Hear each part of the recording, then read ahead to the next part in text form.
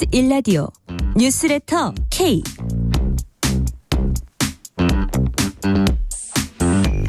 안녕하세요. 뉴스레터 K 진행하는 전종철입니다. 민주당이 당정청 간 추가 협의를 거친 중대범죄수사청 공소청 설치법 최종안을 당론으로 채택했습니다. 최종안은 공소청 검사가 수사권을 가질 가능성을 차단했고 수사 입건 시 중수청이 공소청에 통보하도록 한 의무와 영장 지휘권, 특별 사법경찰에 대한 검사의 지휘권도 없앴습니다. 민주당은 해당 법안을 오는 19일 본회의에서 처리한다는 목표를 세웠습니다. 반면에 국민의힘은 검찰 수사권의 완전 박탈 수준이 아니라 국민 기본권을 완전히 포기한 날이라고 반발했습니다. 오세훈 서울시장이 국민의힘 서울시장 후보 등록을 했습니다. 장동혁 대표와 지도부가 변화의 의지를 보여주지 않았다고 비판하면서도 선당 후사를 강조하며 서울을 혁신의 출발점으로 만들겠다고 말했습니다. 정치 토크 코너에서 정치현안 자세히 분석합니다. 청와대가 로스쿨 제도와 별도로 사법시험을 통해 법조인을 일부 선발하는 방안을 검토하고 있다는 보도가 최근 나왔습니다. 청와대는 즉각 사실 무근이라고 밝혔지만 법조계에선 사법시험 부활에 대한 논란이 일고 있습니다. 인터뷰 코너에서 백원기 대한법학교수회장을 만나서 현재 로스쿨 제도 진단해보고 사법시험 부활 주장이 나오는 배경도 들어봅니다. 뉴스레터 K 지금부터 시작합니다.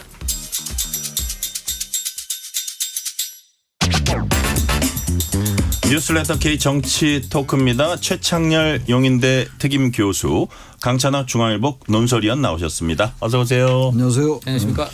환영합니다. 환영합니다. 자, 민주당 정청래 대표가 긴급 기자회견 열고 중대범죄수사청법과 공소청법에 대한 당정청 합의안을 발표했습니다. 먼저 정청래 대표 얘기 들어보시겠습니다. 당정청은 언제나 그랬듯이 원팀, 원보이스입니다. 일각에서 당정청의 틈새를 벌리려 하나 당정청은 빈틈없는 찰떡 공조로 검찰개혁 법안을 통과시키겠습니다. 당정청 협의안의 주요 골자는 한마디로 수사와 기소의 분리 대원칙입니다.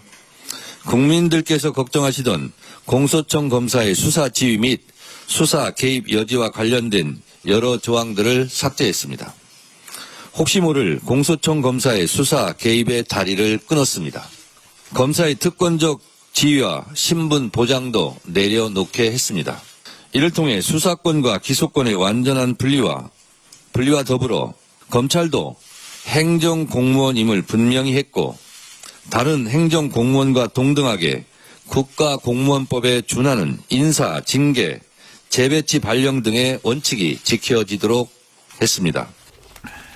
정청래 대표 얘기 주요 골자는 수사와 기소의 분리 대원칙이다. 이거 지켜졌다. 그러면서 어떻게 좀 바뀐 내용. 우리 강찬호 논설위원께서 방송 시작 1분 전까지 열심히 전화 취재하는 걸 제가 봤거든요. 네네. 뭐가 바뀌었습니까?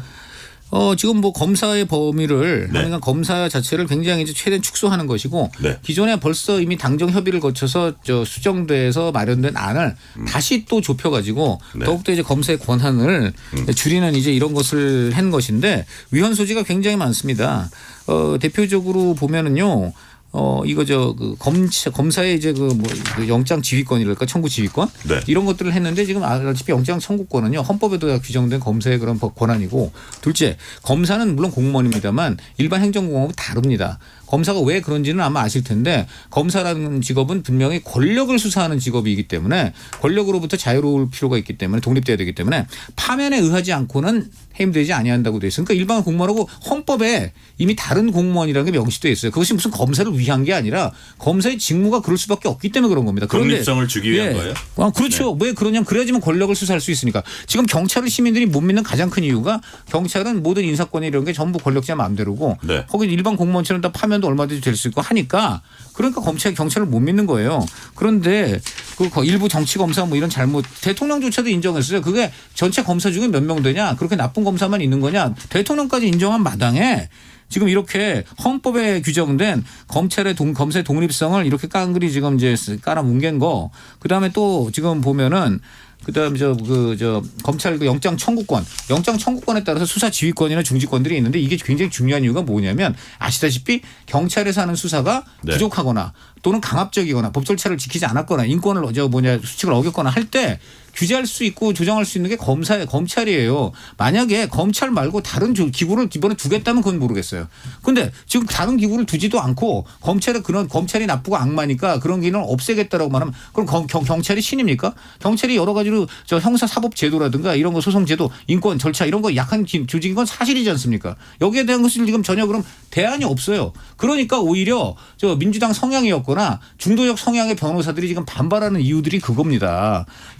앞으로 이렇게 되면요. 아닌 말로 민주당이 그렇게 싫어하는 경찰이 고문해가지고 막 얼굴에 상처난 피의자가 검찰로 불려와도 그다음에 누가 봐도 지금 보니까 이 사람 범죄가 이것만 있는 것 같지 않은데 더 많은 것 같은데 이런 거 검찰이 전혀 거기에 대해서 보완을 할 수가 없어요.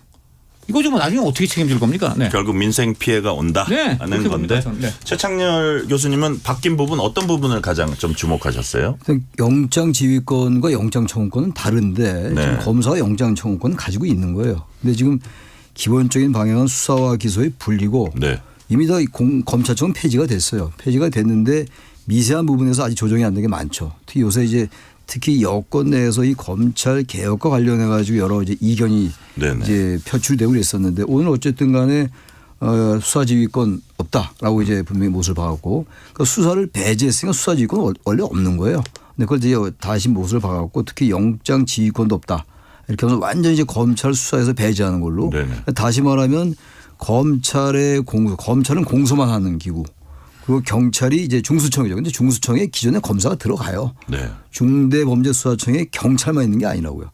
그래서 최근에 이제 그 검사와 경찰의 명칭을 좀 다르게 하자 이런 얘기가 있다가 이제 그건 좀 사라졌는데 네네. 일단 중수청에서 영장 청구를 하고 공소청은 문자 그대로 공소만 하는 걸로 뭐 기소만 제기하는 걸로 이제 이렇게 바꾸는 걸 확실히 한 건데 네네.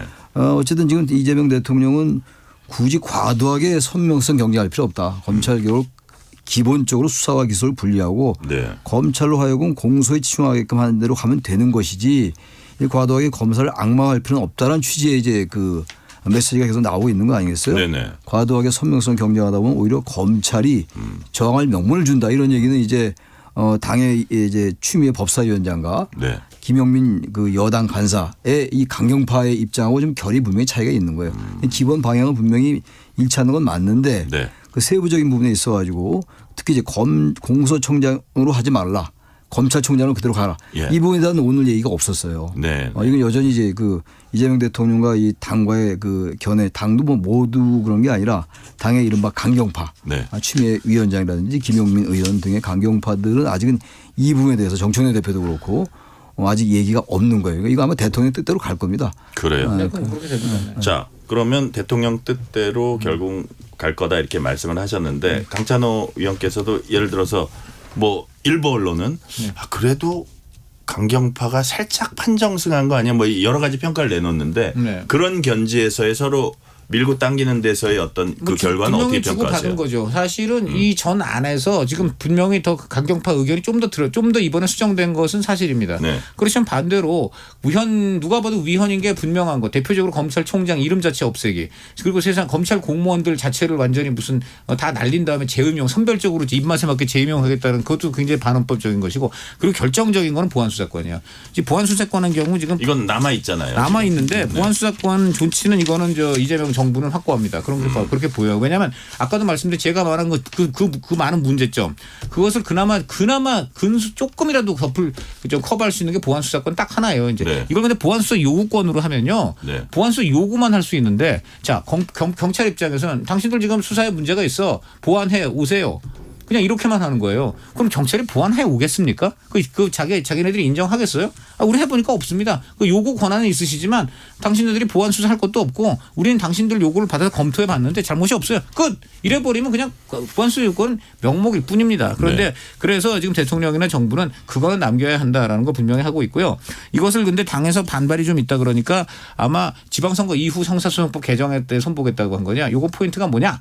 지방선거 끝나면은요. 추미애 이분은 이제 뭐 경기도지사로 당선되면 가시는 것이든지 아니면 이제 이번 국회가 2년이 이제 전반기가 끝났기 때문에 법사위원장은 법사위원장은 어차피 어차피 그만두게 됩니다. 네. 지금 이 모든 대통령이 최근 이틀 연속으로 막 그냥 민주당이 호소를 하고 각종 지금 저 캠페인을 펼친 핵심 이유가 바로 추미애 김용민 이 두 분 때문이고 특히 법사위원장이 이제 결국은 최종적으로 이 저 당과 당정 수정안을 통과시켜야 되는 그런 길목이기 때문에 이것 때문에 지금 대통령이 이런 거예요. 한마디로 자. 추미애 설득 때문에. 자, 이겁니다. 지금 저 강찬호 위원 말씀은 어쨌든 오늘 저 강경파한테 좀 내준 게 있지만 결국은 그 지선 끝나고 나서 이제 뭐 하반기 시작된 법사위원장도 바뀌고 이런 상황에서 보안수사권 이 부분은 대통령이 강하게 아마 가져오려고 그때는 양보하지 않을 거다 이런 전망이거든요. 저도 그렇게 생각해요. 아, 최 교수님도 그렇게 오늘 보세요. 보니까 지금 이제 뭐 당정청이 합의한 거다라고 얘기는 했습니다만 예. 가장 중요한 검찰총장 명칭 문제 그리고 이제 검사들 전원 해임한 다음에 예. 아까 잠깐 얘기 나온 선별적으로 재임용하는 이게 말이 되질 않아요. 제가 네네. 이거하고 또 하나 보안수사권이에요. 이게 가장 핵심인데 이거는 전혀 여기 언급이 없어요. 네네. 그러니까 언뜻 볼 때 오늘 이재인 정청래 대표의 오늘 이 얘기가 청와대와 청와대 정부 그리고 이쪽에 당의 강경파 네. 와의 이 뭐라고 할까요? 신경전. 근데 밀당에서 밀당이 이 좀 실린 거 좀 전 그렇게 보지 않아요. 가장 핵심적인 건 하나도 못 건드렸다고요. 네. 결국은 대통령의 뜻대로 갈 가능성이 높고 여기 지금 영장 지휘권 이런 거는 어차피 영장 청구권 중수청이 있어요. 네. 그 검사들이 있거든요. 근데 공소청이 일단 기소만 하라는 걸 확인해 줄 뿐이기 때문에 네. 대단히 이제 민주당의 강경파가 좀 뭔가 판정상은 같지만 저는 그렇게 보지는 않는다. 네. 이건 아직은 쟁점이 계속 남아있고 이 쟁점은 결국은 정부나 청와대 뜻대로 갈 가능성이 대단히 높다. 어떻게 보면 싸움으로 치면은 보안수사권이라는 큰 싸움은 아직 남아 있다. 아직은 남아있고. 남아있는데 그것은 이제 존치할 것 쪽으로 가는 쪽이 많다. 그리고 지방선거 이후에 정계 구도하고도 연계도 있는데 네. 한 가지 그래서 결국 정치적인 측면을 이제 보자면 네. 결국은 이재명 대통령과 당 특히 정청래 민주당이죠. 거기서 지금 정청래 대표가 네. 나름 이재명 대통령 요구를 수용하려고 최대한 고군분투했다. 왜 그러냐면 지금까지 정청래 대표가 대통령하고 계속 각을 세워오다가 합동 전쟁 때 크게 한 방 먹었거든요. 네. 그래서 지금 저 전반적인 그 민주당 의원들 평가를 들어보면 정청래 대표가 작은 거에서는 별로 안 싸우려고 한다. 이제 그리고 지금 웬만한 건 각 안 세우고 가급적 청와대 뜻을 좀 받아주려고 한다. 이번에도 그런 노력의 흔적이 보인다. 근데 이거는 워낙 큰 거고 예. 또 이제 이게 사실 정말 선명성 경쟁이란 말을 대통령 스스로 하듯이 예. 이거 친명 친청 간의 선명성 경쟁이에요. 지금 민주당의 종교일구 이념이었던 악마 검찰 해체 문제. 네. 이게 이제 저 도마 위에 올라갔는데 이게 보니까 친명은 좀 더 실용적 온건 접근이고 친청은 이제 그냥 탈레반식 강성 접근인데 네. 여기서 이제 정청래 대표가 탈레반식 강성 접근을 가급적 최소화하려고 지금 이제 이런 측면은 좀 있는 것 같아요. 이제 그렇지만 여전히 이 친명들은 네. 이 문제만이 아니고 여기에 연동돼서 불거졌던 거래설 이런 거를 일으켰던 핵심 문제야. 네. 김어준. 이 김어준에 대해서 지금 정청래 대표가 너무도 미적지근하고 사실상 봐주고 있는 거 아니냐. 네. 이 불만이 엄청나기 때문에 앞으로 갈등은 계속 내연돼 있다고 말씀드리겠습니다. 자, 지금 김어준 얘기 하셨으니까 자, 김어준 씨가 또 한마디를 했어요. 그 대상이 보니까 김민석 총리인데 대충 보니까 대통령도 거기에 같이 좀 그 얘기에 들어가요. 그래서 50일 만에 다시 미국 찾아가지고 뭐 예정에는 없었지만 트럼프 20분 동안 만나고 뭐 이런 얘기를 보더니 야, 이게 그 이재명 대통령 방식의 차기 주자군 육성 프로그램이구나. 이거는 그냥 그간에 그렇죠. 김민석만 비난하던 거에서 대통령이 쓱 들어갔거든요. 자, 이게 이 어떤 멘탈일까요? 그러니까 이제 이번에 공소 취소 거래설 나온 다음에 네. 조금 김어준 씨가 좀 약간 자세를 낮춘 듯한 반응도 좀 있었어요. 그러니까요. 있었는데 이번에 그 지금 말씀 이제 예. 총리가 사실 미국의 1인자 2인자를 그렇게 동시에 만난 일이 흔하지가 않아요. 거의 네. 없죠. 예. 그러니까 이제 그렇게 직격을 한 건데 이건 김어준 씨가 작정하고 한 얘기 같아요. 그러니까요. 어차피 여기 정청래 김어준 하나의 진영이 형성됐다고 좀 봐요. 처음엔 대통령과 여당 대표의 갈등은 타당치 않다, 가당치 않다 저는 이렇게 봤는데 이제는 지금 그런 말 하기 어려워요. 이제 너무 일찍 이게 점화된 면은 있지만 이게 분명히 현실이거든요. 네. 지금 이제 공소 취소 거래소를 그 방송에서 얘기하는 것도 이해가 안 가고 그 되게 이제 앵커 많이 해보셔서 알잖아요. 예, 예. 뭔가 제지를 하거든요. 예, 예. 근거가 뭡니까? 그 개인 의견 아니십니까? 뭐 이런 얘기가 있잖아요. 근데 그런 얘기 안 했단 말이에요. 좋은 취재했다 그랬죠. 그래, 그날은. 좋은 취재했다고 예, 그리고 앞으로 전화 많이 올 테니까 네. 잘 받으라고. 그렇게 예. 얘기를 하고 나서 조금 이제 수그러지는 것 같다가 다시 이게 무슨 뭐 이제 말하는 김민석 무슨 프로그램 아니냐 뭐 이런 식의 비아냥 내진 공격이고 비판일 수 있는 거라서 예, 예. 좀 그래서 여당의 이 선거가 지금 뭐 지방선거 얼마 안 남았지만 뭐 네. 대체적인 일반적인 전망이 여당이 이길 거라는 전망이 압도적으로 많잖아요. 압도적 승리다 그것도 이렇게 보는 상황인데 네네. 압도적으로 이길 것이라는 전망이 압도적으로 많죠. 그러니까 말이에요. 이제 그 얘기를 하는 거예요. 그런 상황에서 이제 과연 이 지방선거의 승리가 과연 정청래 대표의 것이냐 그렇게 보지 않는 거예요. 왜냐하면 최근에 정청래 대표가 지방선거에 몰두하겠다 그랬죠. 그 당연한 건데 네. 지방선거에 이기게 되면 이게 이재명 대통령의 덕이다라는 그걸 차단하기 위한 거로 전 봐요. 그렇게 해석을 했고 지금 김어준 씨가 지금 미국 방문에 대해서 이렇게 비판적으로 얘기하고 좀 비아냥거리는 듯하게 이 정치적 공세의 영역이거든요. 이 정도 네. 얘기하는 건. 그렇다면 이거는 어차피 지방선거 이후에 전당대회 당대표 선거에서 일단 자신들의 그 진영 나름대로 정청래 김어준 이런 친노 친문 이른바 운동권 이쪽 세력이 더 강하게 나서겠다는 거를 표방한 거로 봐요. 좀 그래서 이재명 청와대 권력이 이걸 이렇게 그대로 가지는 않을 거예요. 저는 항상 주장하는 게 대통령제 국가에서 대통령 권력은 그렇게 만만한 게 아니에요. 더군다나 지지율 높고 거기다 또 집권 초기입니다. 초기고. 예. 저는 그래서 이거는 그래서 이제 정청래 대표가 약간 치고 빠진 전략을 하는 거예요. 그래서 조금 2보 전진하는 것 같고 1보 후퇴하는 것 같지만 저는 전반적으로 추세는 네. 결국은 청와대 권력 쪽으로 갈 공산이 크다라고 저는 보는 겁니다. 장기적으로. 근데 사실 김어준 씨도 오랫동안 정치판을 봐왔기 때문에 그거를 모르진 않을 텐데 네. 그리고 지금 되게 예민한 공소 취소 거래설 이런 게 불거져 가지고 조금 더 이렇게 신중하게 볼 수도 있는데 오히려 역으로 더 치고 나왔다? 네. 이거의 어떤 본질은 아니 지금 뭘까요? 8월 전쟁 앞두고 이제 죽자사자 게임이니까 당연히 하는 거고 최근에 죽자사자 아니 덤비는 최근에 거예요? 밀렸지 않습니까? 네. 좀 전에 최 교수님께서 점잖게 표현하셨지만 네. 이미 작년에 정청래 대표가 될 때 친명 박찬대를 꺾고 대표가 될 때부터 이미 정조준 연합 그러니까 한마디로 정청래 조국 김어준 연합은 작동하고 있었고 정청래 대표가 된 데는 김어준 씨 같은 이런 그 외부 스피커의 영향이 엄청 컸죠. 다 이게 지금 시나리오대로 가고 있는 건데 그 시나리오대로 갈 때 그 정청래 대표가 이제 하나하나씩 수순을 한 게 1인 1표제. 그래서 이재명 그 세력이 강한 대의원이 아니고 정청래 세력이 나름 저 영향력이 있는 권리당원 이 사람들 저 힘을 20배로 늘리는 그런 저 작업을 한 끝에 결국 한 번 실패했지만 한 번 또 성공했잖아요. 그러고 나서 이제 합당 시도를 했는데 20일 만에 그 전쟁에서는 패했습니다. 네. 그러고 나서 이제 본격적으로 친명들이 이제 반격을 하면서 저 정청래 배후에는 김어준이 있다. 김어준을 쳐내야 된다. 이렇게 나온 거예요. 그러니까 김어준이 지금 다시 역공을 시작한 거가 대표적으로 대통령의 가장 약한 고리인 공소초시를 갖고 한 겁니다. 그런데 이제 이걸 다시 이거는 워낙 대통령 진짜 직접적인 이제 문제가 되다 보니까 친명과 정부에서도 이제 공격을 가한 거고 정청래 대표가 이제 난처한 상황이 되니까 그 장인수 기자만 고소를 하는 아주 희한하고 저는 이런 이제 후회적 방법을 택했지만 네. 김어준 씨 같은 경우에는 절대 물러나지 않겠죠. 그럼 계속 가는 거고 자 그다음에 이것을 김민석 총리를 직접 두드리는 이유는 간단합니다. 이 사람이 조만간 총리직을 관두고 지방선거 유세전에 뛰어들었고 선대위원장 같은 걸로 진두지휘를 하고 그리고 이제 전당대회 나올 가능성이 굉장히 높다. 그래서 친명 대표 후보는 무슨 일이 있어도 이거는 무너뜨려야 반드시 정청래 연임을 성공시켜야 하기 때문에 네. 이런 일들이 벌어지고 있다 말씀드립니다.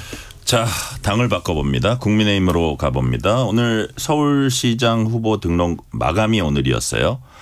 재등록도 아니고 재등록 세 번째 이제 등록이어서 오세훈 시장이 과연 할까 안 한다는 그 관측을 하는 사람도 많았는데 오 시장 장동혁 대표와 당 지도부가 변화 의지 보여주지 못했다고 강하게 비난하면서도 선당 후사의 정신으로 자 후보 등록했다 이랬거든요.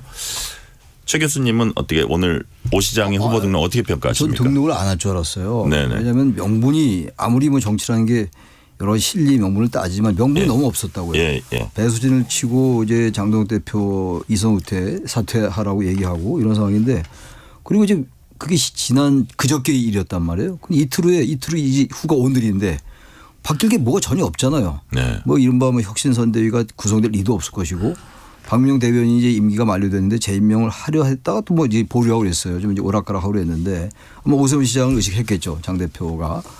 근데 이제 등록을 했단 말이에요. 네네. 했다라는 거는 이 상황 속에서 완전히 등록을 안 하면 이 보수 진영이 어쨌든 이 상황이 바뀔 거라고 보는 것 같아요. 어차피 지방선거 패배하고 책임론이 불거질 것이고 비상대책위가 들었을 것이다. 그런데 그때 가서 자기가 당권을 잡을지 안 잡을지 모르지만 아예 등록을 안 하게 되면 보수 진영 내부에서 당이 어려울 때 당신 빠지지 않았냐 뭐 그런 것들을 의식한 게 아닌가. 무상급식 2탄이냐 2탄이다. 뭐. 예, 이런 예. 식의 이제 비판을 받을 것 같으니까 등록을 안 하려 했을 것 같아요. 제가 볼 때. 그런데 여러 뭐 참모들하고 수기를 했겠죠. 네. 등록을 안 하면 나중에 후과를 감당하기가 어렵다. 네. 설령 또 이길 수도 있는 것이고 그렇게 예. 판단할 수 있겠죠. 네네. 완전히 이제 선거 기간 중에 이 소속은 국민의힘 소속으로 나오면서도 국힘과 완전히 분리한 전략.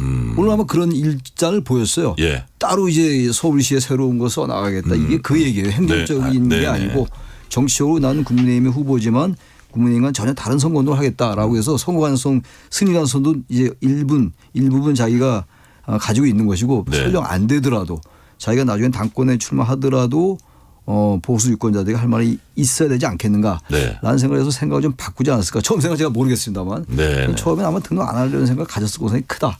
그래서 생각을 바꾼 게 아닌가. 저는 그렇게 봅니다. 네. 자, 등록을 안 하는 게 나중에 지나고 보면 그게 더 무책임하다는 비판을 받을 수 있다. 뭐 이런 생각도 하지 않았을까 하는데 왜 등록을 했을까요? 강찬호 의원님.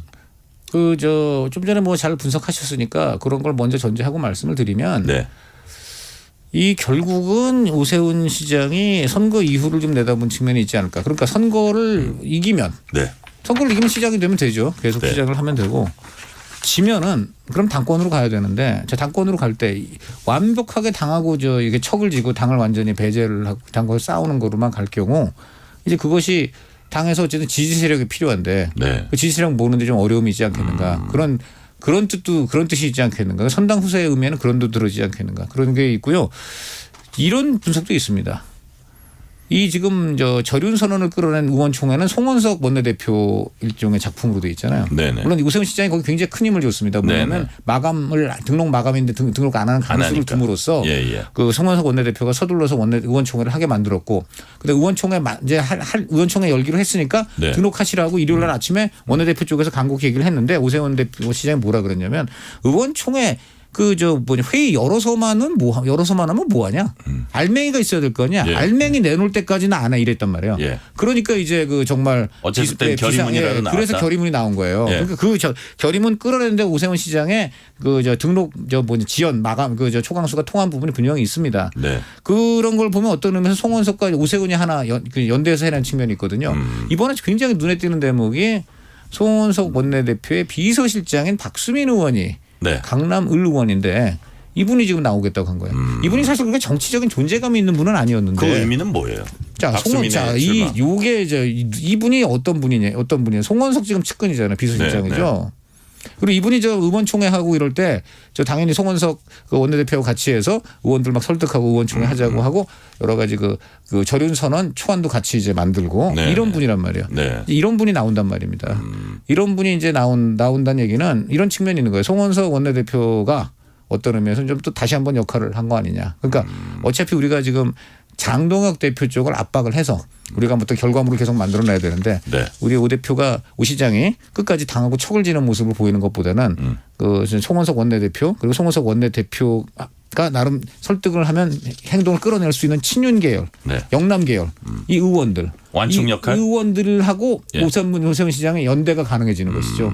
그러니까 송원석 원내대표하고 이제 좀 뜻을 받아들여서 등록을 하게 된다면은 네네. 이렇게 되면 오세훈, 송원석 그리고 이제 이미 장동혁과는 마음이 떠난 뭐 친윤이나 영남 계열 의원들. 왜냐면 이 사람들은 어쨌든 간에 당의 중진 의원들이고 세력이 있는 사람들이기 때문에 향후 당권 경쟁에서 이들과 연대하는 게 중요합니다. 그러니까 오세훈 시장이 그런 측면을 지금 오송 연대 비슷 이런 거는 추측인데 오세훈 시장이 그런 것도 염두에 두지 않았는가 하는 거예요. 이 오세훈 시장의 이번 건은 저는 양날의 칼이라고 봅니다. 좀 전에 말씀하셨듯이 아니 이런 게 없는데 뭔가 좀 장동혁 보고 알맹이 내놔라고 했는데 알맹이가 없는데 결국 들어갔다는 점에서 네. 이게 불철저했다 이제 비판을 받을 수 있는데 지금 아까도 말한 대로 향후에 당권을 향한 교두보 마련 그리고 또 하나는 결국은 지금 이제 얘기 들어보니까 그거예요. 한마디로 적어도 서울만큼은 장동혁 없는 선거로 절대 그렇게 가겠다는 것이고 지금부터 비례위원장에 준하는 지금 혁신선대위원장 체제를 반드시 끌어내고 네. 그다음에 아마 이 국민의힘 잠바도 안 입을 것 같아요. 국민의힘 잠바 안 입고 옛날에 하얀 잠바 입고 오세훈 이름으로 뛰던 이제 그렇게 하면서 장동혁 체제를 아주 강력하게 비판하고 그 사실상 장동혁이 대표라든가 친윤 어게인 때문에 국민의힘 찍고 싶어도 못 찍는 그런 중도 성향의 시민들 그 표심을 최대한 끌어내겠다. 이러한 지금 이제 전략으로 보입니다. 그러니까 어떻게 보면 국민의힘 서울시장 후보가 만약에 오세훈 시장이 이제 다시 후보가 된다면 당 대표를 계속 비판하면서 선거 운동을 하게 되는 이런 조금 이상한 상황이 생길 수 있다고 보시는 거예요? 저는 최 그럴 교수님도. 가능성이 80% 이상이라고 봐요. 그렇게 안 하면 그래요? 장사할 수가 없습니다. 오늘 벌써 그 이제 그 얘기를 보세요. 네네. 등록하면서 했던 거기에 멘트에 그게 그대로 드러나 있어요. 나는 이 당과는 절연하면서 선거하겠다. 네. 절연 얘기 계속하고 그리고 현재 국민의힘이 잘못된 거 계엄에 대한 태도, 탄핵에 대한 태도 계속 비판하면서 그렇게 갈 거예요. 그렇게 안 하면 선거 치를 수가 없어요. 예. 선거 치료가 안 하기 때문에 그래도 만에 하나 가능성을 보려면 그렇게 해야 된다. 그렇게 하면 잘하면 이길 수도 있다. 그러니까 국민들 유권자로부터 완전히 오세훈은 소속은 국민의힘이지만 전혀 국민의힘 사람이 아니구나. 그걸 완전히 보여줄 생각으로 나선 거예요. 그래서 설령 지더라도 새로운 컨셉의 선거 운동이네요. 예. 그 우리가 저 보기 네. 어려웠던 선거입니다. 예. 그죠. 재미있는 게 아마 오세훈 시장에서 두 개의 전제가 나와요. 당연히 이제 민주당 후보, 예. 정원호 뭐 구청장이 됐건 저 박주민이나 전현희 의원이 됐건 누가 됐건 민주당 후보 및 이재명 대통령을 공격하면서도 어떤 의미에서는 방점은 더 현 장동혁 대표 체제 이거를 또 공격을 해야 되는 거예요. 이 그러니까 두 개를 공격을 네. 하면서 차별성도 보이지만 네. 원하건대 진짜 자기가 생각했던 뭐 공동선대위나 혁신선대위나 이런 것들을 끌어낼 수 있으면 더 좋고. 그것과 관련해서 가장 이제 관심 끄는 분이 김종인 전 위원장인데 예, 예. 제가 김종인 전 위원장 그저께 만나 뵀어요. 그래서 어저께 만나 뵀어요. 예. 그 얘기 하시더라고요. 처음에는 오세훈 시장 아마 내일까지 그 등록 안 할 걸 이렇게 말씀을 하셨어요. 예, 예. 그리고 오늘 아침 방송에서도 그런 얘기를 어디서 하셨다고 해요. 그런데 제가 이 아까 3시 직전에 3시에 네. 발표한다 그래서 2시 한 50분쯤에 한번 김종인 위원장한테 전화 드려봤어요. 그랬더니 내가 그 아침까지 그렇게 봤는데 그 사람 그냥 등록할 것 같아. 딱 이럽니다. 그래서 제가 정말이요? 그랬더니 그럴 것 같아. 이러시는 거예요. 그래서 진짜 그렇게 됐어요. 얘기 들어보니까 아마 네. 둘 간에 이미 그런 상의가 좀 있었던 것 같습니다. 그 사이에. 김종인 비대위원장하고도 상의하고 뭐 이준석 대표하고도 상의하고 원활하게 상의하나 봐요. 이준석 대표는 지금 상의까지는 모르지만 예. 암묵적으로 서로 간에 눈빛이 맞는 게 제 프로그램 홍보 죄송합니다만 우리 중앙일보 유튜브 불편한 여의도에 네. 지난번에 이준석 대표가 나왔는데 마침 그날이 오세훈 시장의 활약으로 절윤 선언이 난 다음 날인가 그래요. 그랬더니 이준석 대표가 극찬을 해요. 어저께 오세훈 데이였다. 그 정도 그렇게 신박한 아이디어가 없었다. 그렇죠. 그런 얘기를 막 하더라고요. 그래서 그래요. 오세훈 시장이 이제 향후에는 결국 이제 아마 수도권에서는 그 최종적으로 이준석 개혁신당과 연대를 할 가능성이 있을 것 보입니다. 자, 이 불리한 상황을 어떻게 전개해 나갈지 한번 지켜볼 대목입니다. 최 교수님. 오세훈 시장이 이제 왜 우리가 선거를 뭐 많은 사람이 하는 얘기지만 인물, 뭐 바람, 구도 이런 얘기 많이 하잖아요. 예, 예. 구도 자체가 안 되는 게임이잖아요. 이 구도 자체가. 예. 불리해요. 공자나 맹자나 뭐 예수님이 나와도 어려운 선거가 돼 있는 게 현재 지방선거 판이란 말이에요. 네네. 그러니까 이제 그거를 타파하기 위한 게 바로 지금 우리가 얘기 나누고 있는 구도를 그렇게 가는 거예요. 네. 국민의힘과는 전혀 다른 사람이다. 나는 거기 소속만 돼 있다. 그래서 구도를 타파하고 네. 그런 인물은 자기가 자신이 있으니까 인물로는 가자. 아마 그런 식으로 그래서 바람 좀 일으켜보자. 아마 그래서 인물 바람 구도를 그렇게 설정한 게 아닌가 네. 이런 생각도 드네요. 네. 네. 자, 실시간 교통 상황 알아봅니다. 라디오 교통정보센터 유하영 리포터 나와주세요. 네, 이 시각 교통정보입니다. 지금 서울 시내도로는 퇴근 시간대 정체가 빠르게 늘고 있습니다. 올림픽대로 공항 방향 영동대교에서 가양대교까지 막히고요. 그 사이 동작대교 부근 4차로에는 고장난 차가 서 있습니다. 강변북로 일산 쪽으로 양화대교 부근 4차로에도 고장난 차가 있고요. 이 여파로 한남대교부터 밀립니다. 내부순환도로 성수 분기점 쪽으론 성산램프에서 정릉터널까지 막힙니다. 고속도로는 수도권 제일순환고속도로 일산에서 판교 쪽으로 노오지 분기점에서 송내까지 막히고요. 중부 내륙고속도로 창원 방향은 남지 부근 1, 2차로에서 사고 나면서 주변으로 정체입니다. 경부고속도로 서울 방향 경기권에서만 막히는데요. 안성과 수원 부근에서 속도 떨어지고요. 더 가서 서울 도심에선 양재에서 반포까지 밀립니다. KBS 교통정보센터였습니다.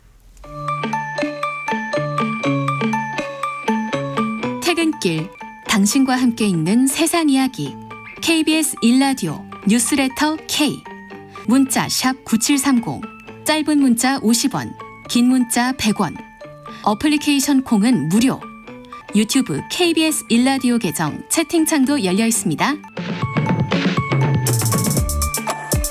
실시간 교통 상황 살펴봤습니다. KBS 1라디오 뉴스레터 K 정치 토크 최창렬 용인대 특임 교수 강찬호 중앙일보 논설위원과 얘기 나누고 있습니다. 자, 우리가 오세훈 시장 뭐 등록한 거 얘기 좀 했는데 국내임 공천 얘기 조금 더 해볼게요. 자, 사퇴했다가 돌아온 이정현 공천관리위원장 자기가 당대표 정권을 받았다 밝히면서 첫 일성으로 김명환 충북지사 컷오프했다 이렇게 밝혔습니다. 나중에 보니까 오늘 구속영장이 청구됐더라고요. 뇌물 수수 혐의로. 3천만 원. 예, 그렇긴 한데 여튼 근데 이제 김명환뿐만이 아니고 박형준 부산시장도 컷오프를 하려고 했었는데 그 공관위원들 사이에서 이게 뭐냐 경선기에도 안 주고 너무 반발이 세고 그다음에 보니까 강하게 반발한 의원이 부산 지역구 의원 둘하고 그다음에 저 사무총장하고 뭐 해가지고 그거는 공관위원들이 때문에 그렇고요. 네. 그 이후에 부산 지역 전 지역 그런 일이 또 있었군요. 지역구 전원 의원이 심지어 저는 전략 공천 받았는데 이만큼 멋진 꽃가마가 어디 있습니까? 의원들 받으신 최고의 영예인데 전략 공천 꽃가마를 받은 주진우 의원까지 반대하고 나섰어요. 본인이 다 경선하자. 얼마나 그 이정현 공관위원장 체제가 한마디로 그 저 비상식적이고 그 혜택을 받는 사람조차 반발할 수밖에 없는 네. 이러한 그 저 독선적이고 일방적인 그런 운영을 했는지가 적나라하게 드러난 현장입니다. 그래서 뭐 당대표 면담까지 해가지고 어쨌든 이게 네. 되돌려졌는데 뭐 주진우 의원이 본인이 나 경선 강하게 네. 촉구한다 하고 이제 했고 그렇게 이제 해결은 됐는데 자 대구에서는요 지금 8명이 나왔는데 거기에 뭐 6선의 주호영 뭐 3선의 추경호 4선의 윤재옥 해가지고 쫙 있습니다. 이 중진 다 컷오프하고 이진숙 전 방통위원장하고 초선 의원 경선 이거를 검토를 했나 봐요. 그때 아마 사퇴한다고 간 것도 아마 대구 공천하고 관련이 있다는 얘기들이 이건입니다. 있다네. 이건. 네. 자, 먼저 최창렬 교수님. 이런 분석도 있더라고요. 예. 이게 주호영 의원 등 이제 대구 중진 중에 누군가가 이제 출마하면 그 자리가 지역구가 빌 거 아니에요. 네네. 그럼 거기에 이제 보궐선거가 열릴 텐데 저는 한동훈 전 대표가 대구에 출마할 가능성은 거의 없다고 지금도 보고 있는데 지금 부산 쪽이 부산 많이 쪽이 저는 나오죠. 뭐 가능성이 많다고 봐요. 예, 그렇게 예, 계속 예상을 해왔습니다만 아무튼 뭐 대구 가능성을 전혀 배제할 수는 없는 거니까 네네. 이런 상황 속에서 아예 한동훈 전 대표의 출마 가능성을 원천 봉쇄하기 위해서 그래서 중진들의 컷오프 아예 그냥 뭐 이런 얘기도 있어요. 뭐 비는 지역구가 없게 하는 하기 위해서 거군요. 컷오프로 네, 이진숙 전 위원장 같은 경우는 뭐 비는 지역구가 아니니까. 그래서 이제 그런 얘기도 있는데 저는 그걸 뭐 글쎄 그게 진실인지 아닌지 모르겠는데 네. 지금 이 하는 걸 보면 말이죠. 뭐 장동훈 대표 참으로 이해가 안 가는 그 정치적 행위가 너무 많아요. 왜냐하면 박현준 부산시장이 그래도 보수당에서 네. 오세훈 시장도 마찬가지입니다만 그래도 합리적인 소리를 그래도 듣는 분이라고요. 예. 저도 계엄을 옹호하고 탄핵을 반대하고 이런 분이 아니란 말이에요. 근데 이런 사람은 그냥 컷오프한다고 얘기하고 또 이진숙 위원장 같은 경우는 과거에 그야말로 중동에서 사막에서 모래바람 날 때 그 이진숙이 아니잖아요 지금. 아주 극우를 대표하는. 근데 왜 이렇게 하냐 이런 얘기예요. 선거잖아요. 선거면 어쨌든 중도로 그래도 어떻게든 조금 확장의 노력을 해야죠. 네. 그 선거에 대한 예의예요. 예의. 그 예의가 없다. 아예. 그래서 저는 도저히 이해할 수 없는 이런 선거 행태. 그리고 이게 이정현 공관위원장하고 같이 상의하지 않겠냐고요. 아무래도 네. 이정현 위원장에게 다음번 정권을 위임했다 하더라도. 그리고 처음부터 이정현 위원장을 공관위원장으로 데리고 오는 것도 이해가 안 가요. 이정현 위원장이 어느 때 분입니까? 그리고 어쨌든 간에 박근혜 대표 그때에 어쨌든 또 당대표하고 그랬단 말이에요. 그 이미지가 탄핵 이미지 아니에요. 네. 지금 윤석열 탄핵 때문에 여러 가지 지금 구도가 영 불리한 건데 거기다 대고 이정현 위원장 부르면 어떡하냐고요 도대체. 그러니까 선거를 치르겠다는 건지 정말 선거 이후에 자신들 강성당원 위주로 당대표만 노리는 것이 저는 당대표도 그렇게 못합니다. 공관위원장의 선임 자체를 되게 부적절하다. 아주 부적절하다고 보는 예. 거죠. 예. 그 연장에서 이런 일이 벌어지고 있는 거다라고 저는 생각을 합니다. 네. 자, 강찬호 의원님. 두 가지 측면에서 예를 들어서 혁신 공천이다 이렇게 했는데 네. 혁신 공천을 해가지고 만약에 기존에 뭐 시장이든 지사든 누구를 날리려면 네. 그 뒤에 나오는 사람이 경쟁력 있고 뉴페이스고 사람들한테 확 와닿는 이런 측면이 하나 있어야 되고 두 번째 일단 이기는 공천을 해야 되는 거 아닙니까? 그렇죠. 그런 면에 네. 있어서의 지금 이정현 위원장의 행보는 어떻게 평가하세요? 뭐 좀 전에 최 교수님께서 너무 잘 말씀해 주셨기 때문에 제가 따로 드릴 말씀은 네. 그럼 조금 약간 강론으로 들어가 볼게요. 네. 왜 도대체 그럼 지금 이정현 공관위원장 이런 공천을 하냐? 네. 한마디로 친윤, 친박, 친고 공천을 하고 있는 거예요. 친윤 공천이란 건 예를 들어 원래 현역 단체장들도 다 뭐 이번에 출마 뭐 스스로 하지 말라 뭐 이랬던 분 아닙니까? 근데 지금 현역 단체장 막 하고 있어요. 대표적으로 박원순 경남지사, 김진태 강원지사, 뭐 박태흠 그 충남지사, 이장우 대전시장. 자. 김태훈 보세요. 김태흠 죄송합니다. 자, 이 현역 단체장 뭐 나오지 말라던 사람이 이런 사람들은 척척 단수 공천해주고 있어. 이분들 다 어떤 분들입니까? 다 친윤 성향들이고 뭐 김건희 여사하고 친분이 있는 것도 있는 거 아니에요? 이런 분들도 있어요. 자, 이런 분들은 다 지금 그냥 척척 잔수공천 해줍니다. 자, 그다음에 지금 날리겠다고 해서 아주 진짜 큰 난리가 된 게 바로 대표적으로 박형준 부산시장. 예. 그다음에 지금 대구에 지금 주호영 이분 공천 배제하겠다. 또 그다음에 오세훈 시장하고도 지금 그랬죠. 오세훈 이런 것들이 다 보세요. 일관됩니다. 이분들 다 윤 대통령의 이분들 다 일관된데 박근혜 대통령 탄핵 때 다 박근혜 대통령 등 돌린 사람들이야. 박형준, 주호영, 오세훈. 다 그때 박근혜 대통령이 잘못한 거 맞다. 그 구원을 여기에 지금 쏟아붓고 있다. 이분 저 친박계 대표 아닙니까? 예. 그러니까 이거 말 그대로 정말 그러고 지금 보십시오. 그 대구에서 결국은 지금 유영아 저 초선 의원 해갖고 유영아 뭐 최은석 예. 그리고 해서 이진숙 해가지고 지금 하겠다. 그러면서 이제 쓱 보니까는 주호영 이런 분들 특히 주호영 의원 같은 경우에는 지금 6선이고 해서 본인은 대구시장 도전 의지가 굉장히 강해요.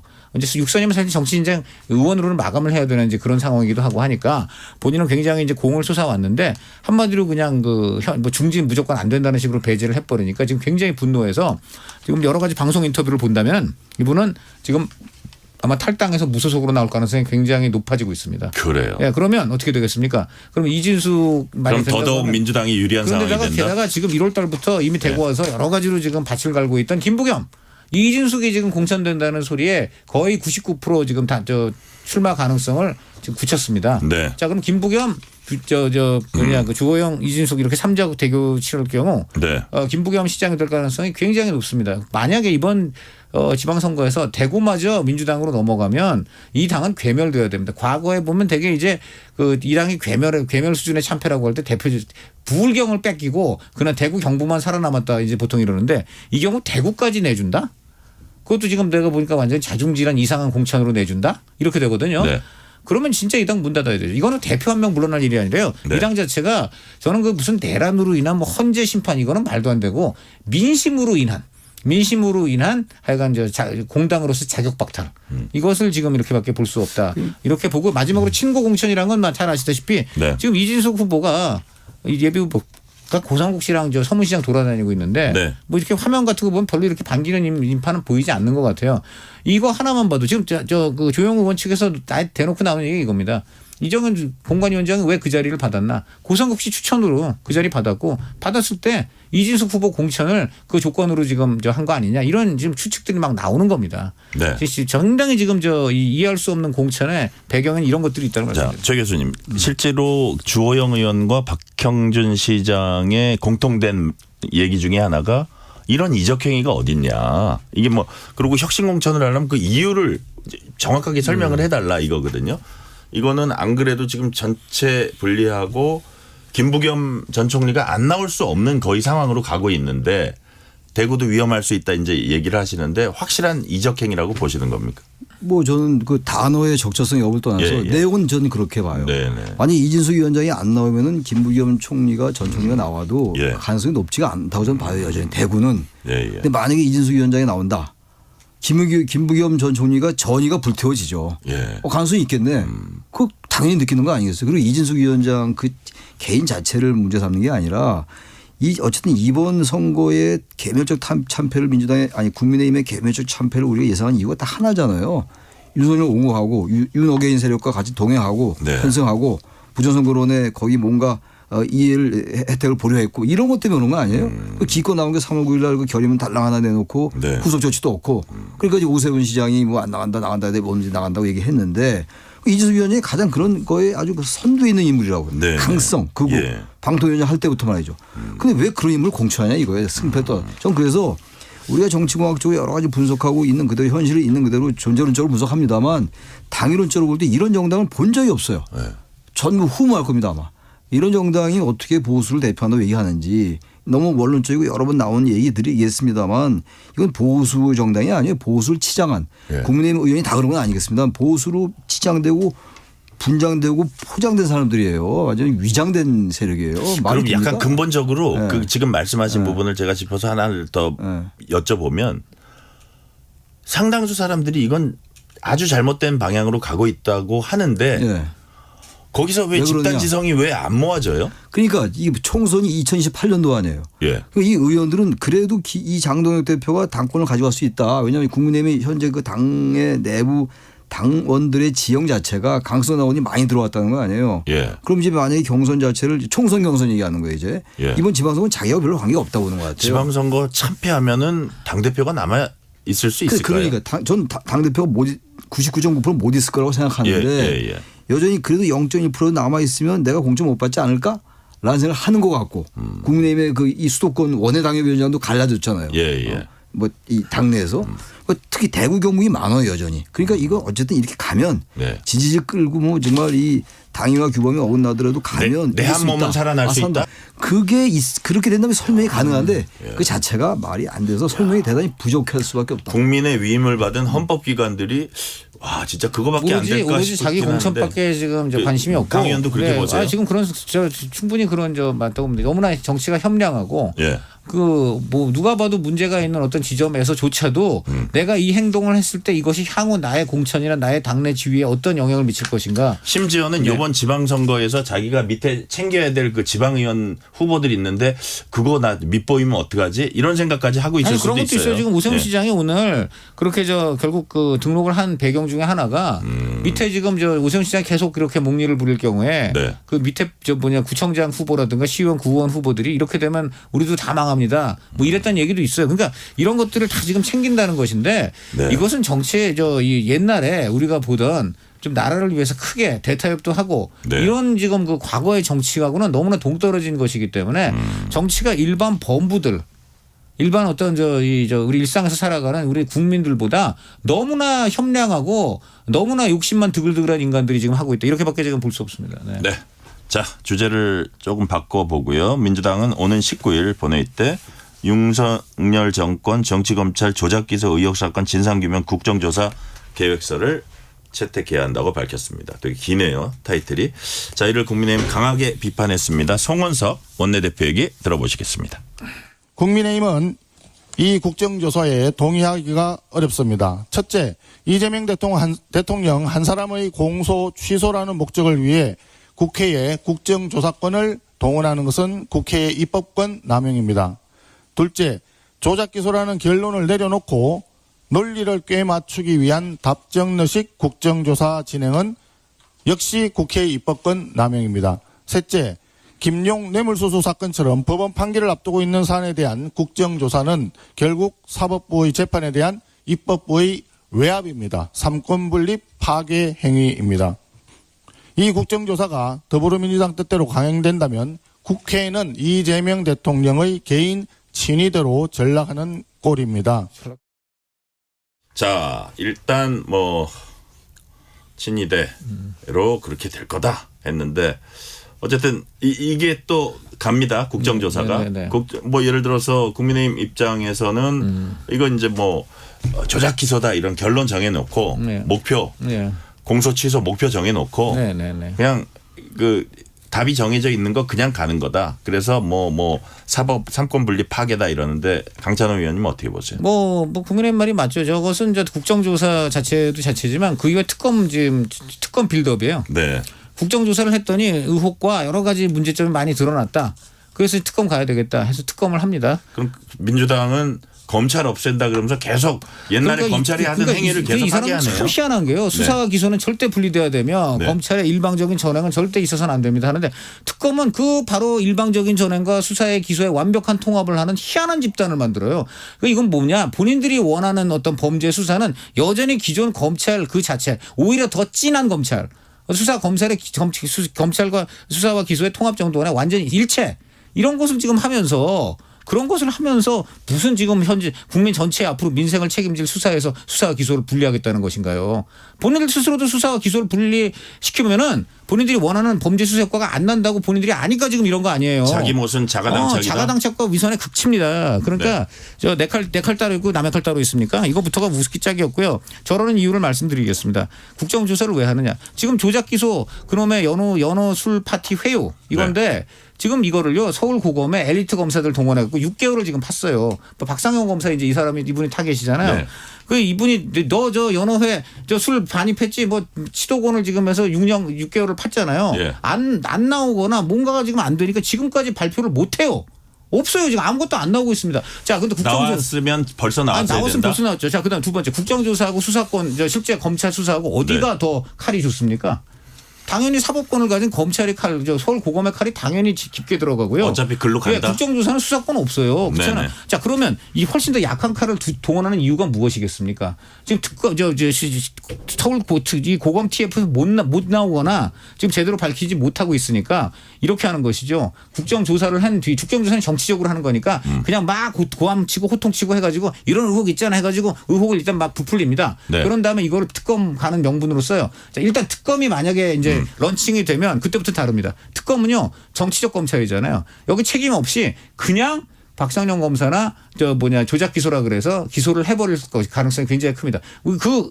그런 행태는 이미 여러 차례 기존 3특검에서 나왔어요. 네. 나중에 보니까 까고 보니까 계속 공소기가 무죄 막 나오잖아요. 그 지금. 민주당이 네. 그 검찰 개혁 하겠다는 취지 아니었습니까? 그게 그거 하지 말자는 거 그거 아니에요? 하지 말자면서 본인들은 특검에 그런 막가파식 그런 오케이. 수사 기소했다가 망했는데 네. 이렇게 돼서 어떻게 되느냐 이걸 말씀드려야 돼요.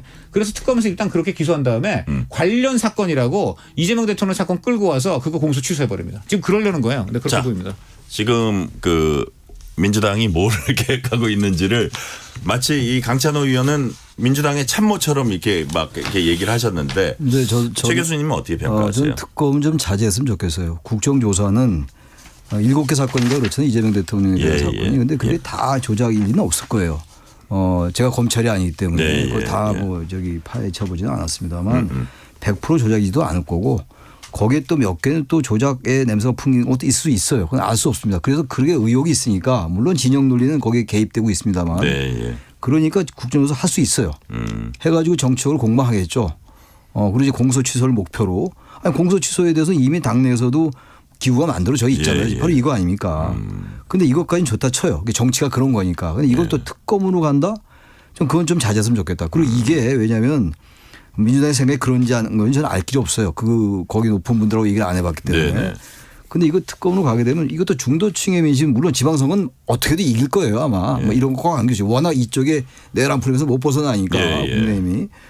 그런데 아무튼 이렇게 하는 게 과연 이재명 대통령에게 이재명 대통령 지금 지지율 좋잖아요. 그리고 잘해요. 제가 봐도. 하다못해 최고 가격제 유가 문제도 그게 나중에 가격을 왜곡시킬 수 있다는 비판이 있지만 무슨 기름 넣으니까 제가 며칠 전에 1927원 넣었는데 1800 얼마니까 기분 좋더라고요. 예, 그게 예. 민생이에요. 예, 네? 예. 그때 최고 가격제 했다고 대한민국 망하지 않거든요. 그래서 잘 하는 거예요 그런 게. 부동산도 그렇고. 네네. 근데 그렇게 그게 민생이거든요. 근데 너무 이거 국정조사다 무슨 특검이다 검찰개혁 이렇게 되니까 국민들은 조금 피로감이 있을 수 있어요. 근데 굳이 지금 이재명 대통령은 합리적이고 중도적이고 뭔가 국위주의로 가는 게 느껴지잖아요. 이제 완전히. 처음엔 이게 그럴까 안 그럴까 했는데 정말 거의 집권 1년이 다 돼가는데 네. 그래 확실해요 방향이. 이 방향을 계속 유지하려면 물론 정치적으로 의혹도 조사하고 이럴 수 있겠으나 과도하게 이렇게 공소 취소를 정치적 이슈 자꾸 내거는 거. 네. 이건 이재명 대통령에게도 좀 부담스러울 수 있다. 그래서 전 국정조사까지 좋다 치고 정치적으로 현실이 그러니까 네. 특검까지는 좀 자제하는 게 어떨까라는 생각이 저 개인 생각입니다. 네. 그래서 이 사안을 보면서 그러니까 예를 들어서 그러면 뭐 공소취소니 이런 얘기들 많은데 대통령이 나 그거 원하지 않는다 하면 이게 다 정리가 되는 거고 이게 상권 분립을 흔드는 문제가 다 정리가 되는 거고 또 뭐 그런 측면도 있는데 그런 것들은 어쨌든 지금 없습니다. 지금까지 대통령이 말이죠. 네. 참 옳은 말을 굉장히 많이 했습니다. 우리가 집권 세력이 됐다고 마음대로 하면 안 된다. 또 우리가 과도한 이런 거 했고 선을 넘으면 안 된다. 그런 거 막 준엄하게 얘기했잖아요. 근데 네. 왜 본인과 관련된 공소 취소 모임 결성이라든가 그다음에 본인의 이해관계가 직결된 굉장히 계약이라는 논란이 많은 사법 3법 통과 이런 거에는 왜 거기에 대해서 아무 말이 없나요? 그리고 그냥 당이 그렇게 누가 봐도 무리한 행동을 하는데 그거 다 그냥 본인 도장 찍어줬잖아요. 거부권 하라는 약원의 요구고 뭐 그냥 다 도장 찍어줬잖아요. 네. 왜 본인 말과 본인과 관련된 부분에 대한 행동을 이렇게 다릅니까? 그러니까 이게 지금 가장 큰 문제죠. 그게 네. 그렇고 또 한편으로는 야당이 너무 약하니까 조금 여당을 견제하는 요 부분은 조금 더 견제하면서 더 이렇게 생산적인 결과가 나왔으면 좋겠다. 그게 또 안 되니까 그게 또 아쉬운 부분도 있는 것 같아요. 그러니까 최 이재명 교수님. 대통령이 지금까지 스탠스를 보면은 네. 그런 사법 3법도 그렇고 검찰 개혁에 대해서도 조금 어떤 그 좀 조율하려는 네. 그게 보이긴 보여요. 예. 근데 이게 여당은 어쨌든 이게 사법부가 어쨌든 지난 5월 1일 날 조희대 대법원장이 그 파기환송한 거 여기에 대해서 상당한 불신이 있는 게 사실이에요. 예. 정치적인 여러 가지 수사가 있다 하더라도 그러니까 법왜곡죄도 그렇고 이른바 이제 법왜곡죄죠. 형사소송법 네네. 개정안입니다. 재판관 증언하는 거, 대법관 증언하는 것도 그렇고 재판소 이른바 사심제 네. 이런 것들도 여러 가지 그 얘기가 좀 있었어요. 그런데 이거는 저만적으로 장단점이 있어요. 그리고 이건 남용되면 안 되는 거니까. 네네. 그래서 좀 나름대로 그건 이재명 대통령이 그 거부권 행사할 명분이 별로 약했다고요. 네네. 근데 이 공소취소 문제는 바로 이제 본인의 문제란 말이에요. 그래서 모르기는 전혀 모르겠는데 네. 이게 계속 이제 민주당이 너무 과도할 정도 이렇게 공소취소 이거 보기에 따라서는 좀 충성 경쟁을 비칠 수 있는 소지가 분명히 있잖아요. 예. 그렇다면 이 부분에 대해서 대통령이 저는 직접 이 말하는 건 부담스러울 거예요. 공소 취소 자체 단어 쓰는 거는. 예. 대통령이기 때문에 그래서 어떻게든 저는 우회적으로라도 여기에 대한 언급이 나올 수 있다. 저는 그렇게 생각합니다. 그래요. 예. 봐야지 알겠습니다. 나올 수 있다는 뭐 가능성이 지금 정말 있다고 생각하십니까? 그렇게 생각해요 저는. 그럼 좀 공소 취소 그러면 나와 관련된 건 앞으로 하지 마라. 아니 정말 그게 아니더라도 그게 본인이 해서- 직접적인 그러니까 얘기는 그 아니더라고요. 말이 뭐 아니, 우회적이건 뭐건 간에 하여튼 가능성이 그런 있다고 취지. 봐요. 있다고 진짜? 봐요. 있다고 이건 정말 한번 좀 어, 교수님 한번 있다- 얘기 한번 하시죠. 있다고 봐요. 저는 네. 그럴 가능성 별로 오늘 없을 것 같은데. 말씀은 네. 자 여기까지 듣겠습니다. 지금까지 최창렬 용인대 특임교수 강찬호 중앙일보 논설위원이었습니다. 오늘 말씀 감사합니다. 네, 감사합니다. 뉴스레터 K 1부 마치고 2부가 이어집니다.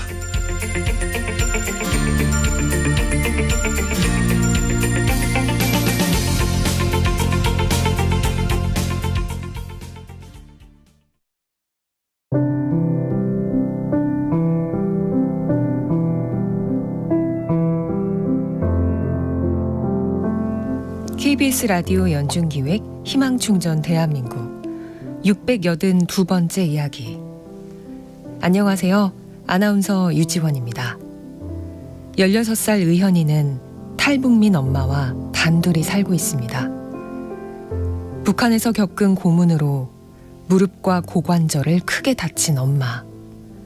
아픈 몸과 낯선 말투 때문에 일자리를 구하는 것도 어려웠습니다. 현실에 지친 엄마가 무너져 내리는 모습을 의연이는 곁에서 안타깝게 바라보고 있는데요. 의연이의 소망은 단 하나, 엄마와 행복하게 사는 겁니다. 힘든 엄마를 위해 할 수 있는 건 공부뿐이라고 믿으며 지금까지 상위권의 성적을 지켜왔습니다. 빨리 어른이 되어 엄마의 아픔을 치유해주고 싶다는 의연이. 의연이와 엄마가 평온한 내일을 맞이할 수 있도록 여러분이 두 손을 꼭 잡아주세요.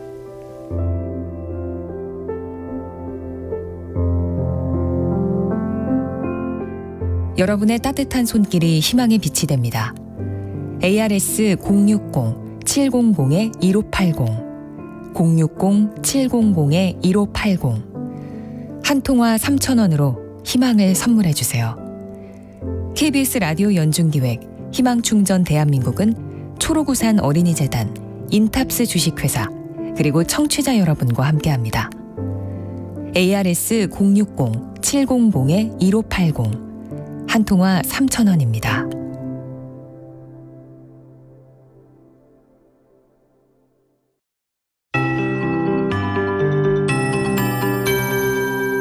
KBS 58분 날씨. 오늘 날씨는 미세먼지를 빼놓고는 얘기할 수가 없을 정도인데요. 서쪽의 대기가 계속해서 탁합니다. 경기, 서울, 인천, 충남에는 비상 저감 조치가 시행 중이고요. 내일도 수도권과 영서, 충남, 즉 서쪽 지역으로 대기의 질이 좋지 않겠습니다. 경기 남부 지역은 매우 나쁨 단계까지 미세농도가 치솟는 시점이 있겠습니다. 마스크 착용 꼭 하실 것을 권해드립니다. 오늘 밤부터 흐려집니다. 내일은 전국에 걸쳐서 비가 내리겠습니다. 중부지방은 봄비답게 주로 충청도 위쪽은 흩뿌려지는 정도로 5mm 미만의 강우량 예상되고요. 충청도 5에서 10, 남부 5에서 30mm 가까이 보고 있습니다. 제주에는 50에서 최대 70mm의 적지 않은 비가 내리겠는데 모레 이른 새벽까지 강수가 지속되겠습니다. 아울러 내일 오후부터 제주도에 바람이 강해지겠고요. 제주 먼바다와 남해 먼바다, 주로 남쪽 바다의 물결이 높아지겠습니다. 내일 아침 기온 서울 6도로 올라가고요. 1도에서 10도 분포가 되겠습니다. 아침 기온은 평년보다 높게 출발하겠는데요. 낮 기온이 큰 폭으로 떨어집니다. 오늘 서울 15도대로 포근했는데 내일은 11도에 머물고요. 대전, 전주 10도 등 9도에서 14도 분포가 되겠습니다. 모레는 일교차도 커지고 아침 기온도 떨어지면서 서리가 내리는 곳이 있겠습니다. 있습니다. 현재 서울의 기온은 12.7도입니다. 강혜종입니다.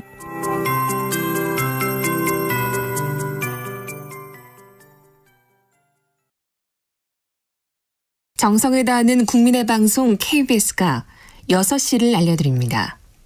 AM 711kHz, FM 97.3MHz, KBS 1라디오입니다.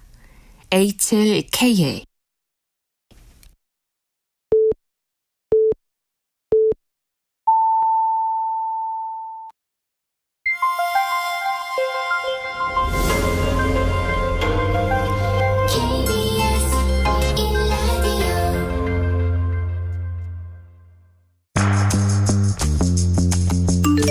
여러분은 지금 퇴근길 시사편지 한 장 KBS 1라디오 뉴스레터 K를 듣고 계십니다.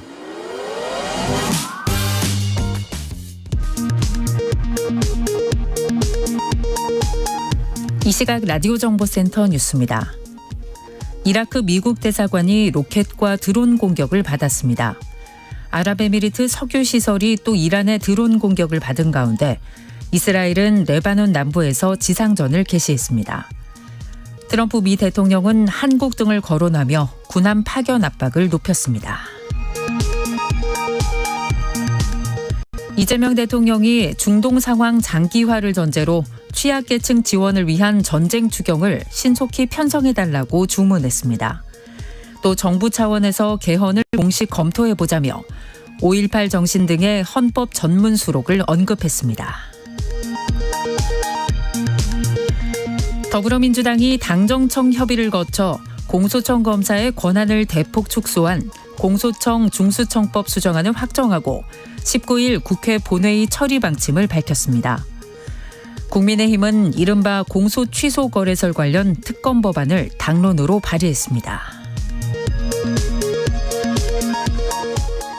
김건희 씨가 뇌관 매직 의혹 사건 첫 재판에서 일부 금품은 받았지만 청탁 대가 관계는 없었다며 혐의를 부인했습니다. 서희건설 이봉관 회장은 금품 제공 혐의를 모두 인정했고 특검 측은 징역 1년형을 구형했습니다. 2차 종합특검팀이 김건희 수사 무마 의혹과 관련해 이창수 전 서울중앙지검장을 출국 금지했습니다. 양평고속도로 노선특혜 의혹과 관련해선 원희룡 전 국토교통부 장관을 출국 금지했습니다. 지금까지 라디오 정보센터 뉴스 편유였습니다.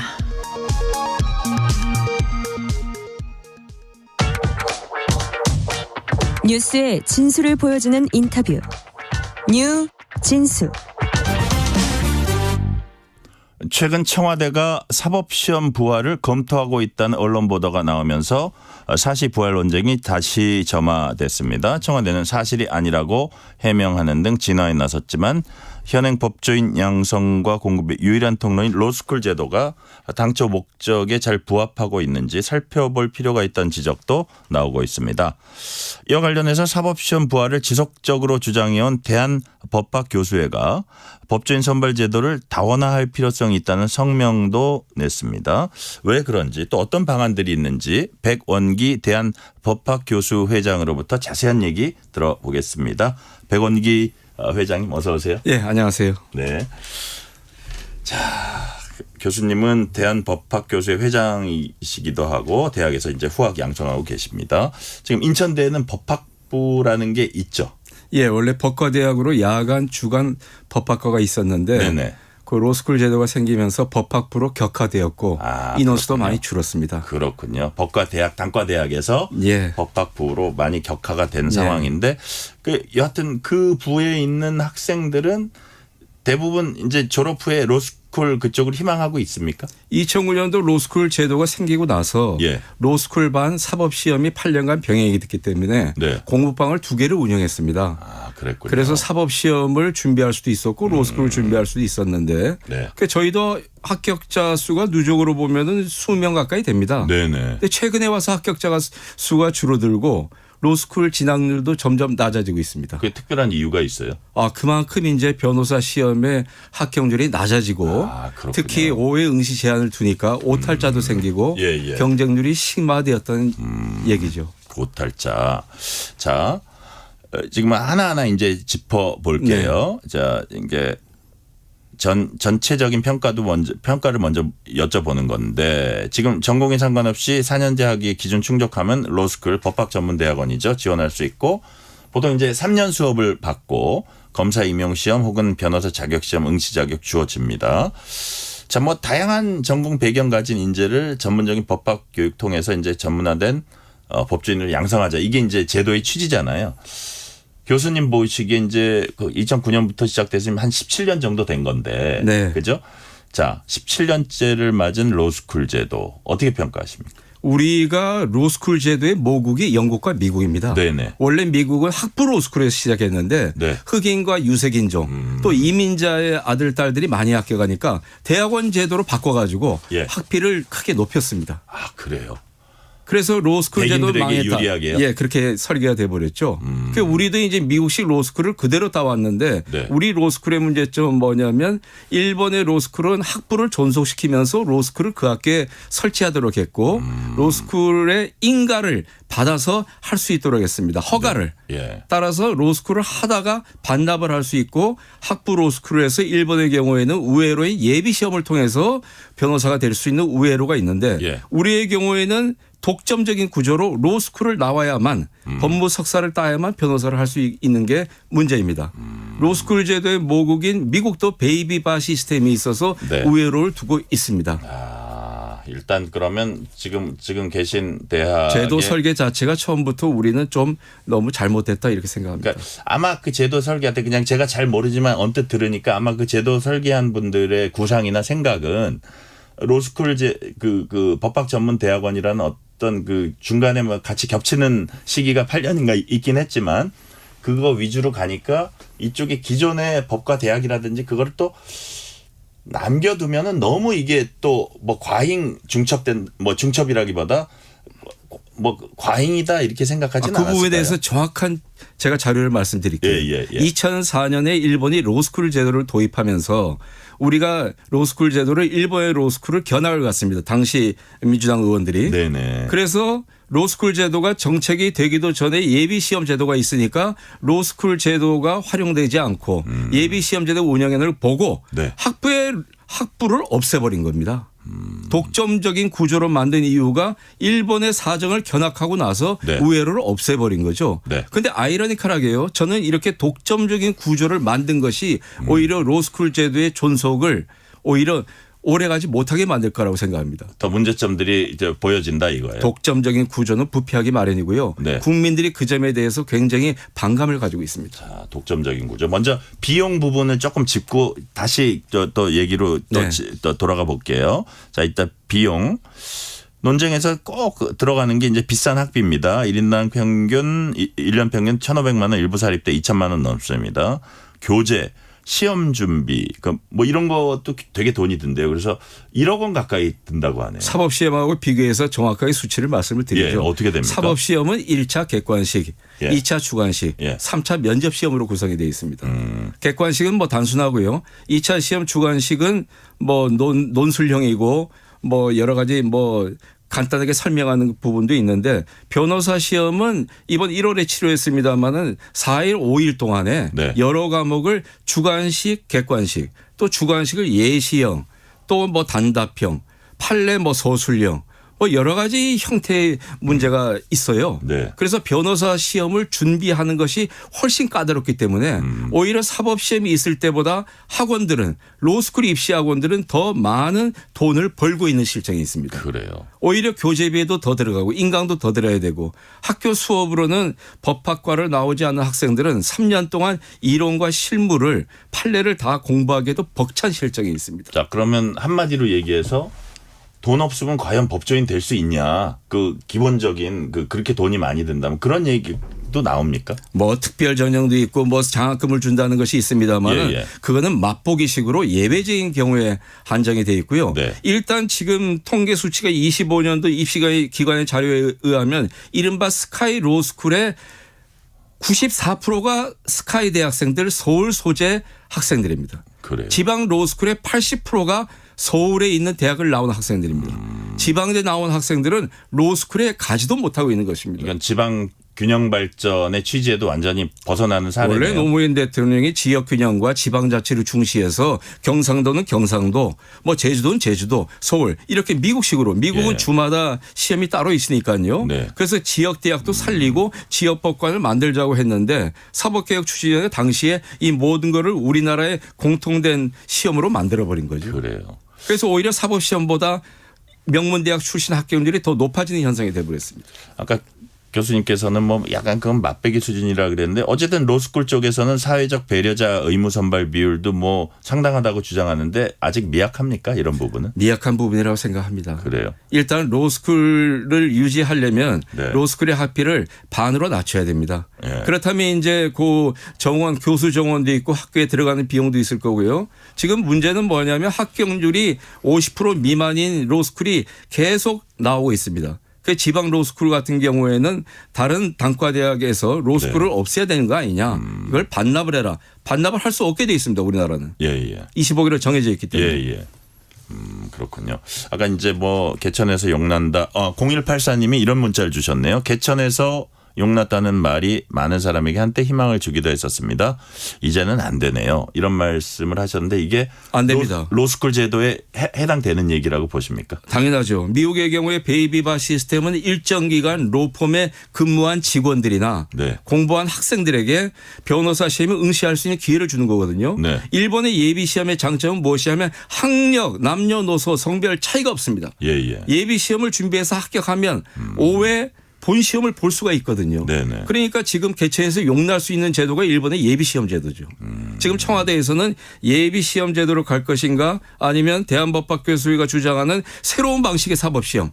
사법시험도 응시 제한을 두고 좀 인원을 정예화해서 사법관 학교에서 정해된 그런 어떤 인원으로 국민들이 신뢰할 수 있는 공직으로 네. 왜냐하면 국가의 기소권과 재판권을 대행하는 것이기 때문에 네네. 자유직 변호사 자격시험과는 구별돼야 되는 것이죠.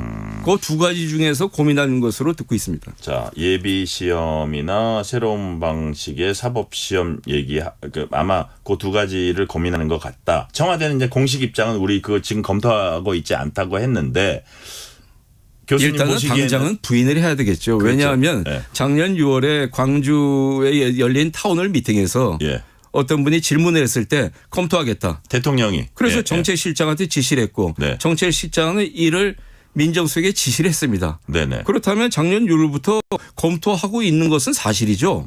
다만 검토의 결과가 확정되지 않았기 때문에 네. 청와대에서는 일단 부인을 할 수 없다고 할 수밖에 없다고 생각합니다. 근데 교수님 보시기에는 어쨌든 그냥 로스쿨의 독점적인 구조로는 안 된다. 그렇기 때문에 다른 통로가 반드시 있어야 된다. 그게 예비 시험의 형태건 새로운 사법 시험의 형태건. 네. 예비 시험은 뭐고 새로운 사법 시험은 조금 더 설명을 해 주신다면 예를 들어서 어떤 걸까요? 대한법학교수회가 말하는 그 새로운 사법 시험은 네. 예전에 사법 시험이 고시낭연도 있고 돈도 많이 들고 예. 준비하는데 어려움이 있다 이런 것이라면 이 사법 시험은 공직 사법관 학교에서 이건 프랑스식 모델이라고 할 수 있습니다. 네. 사법관은 변호사와 달리 뽑는 것입니다.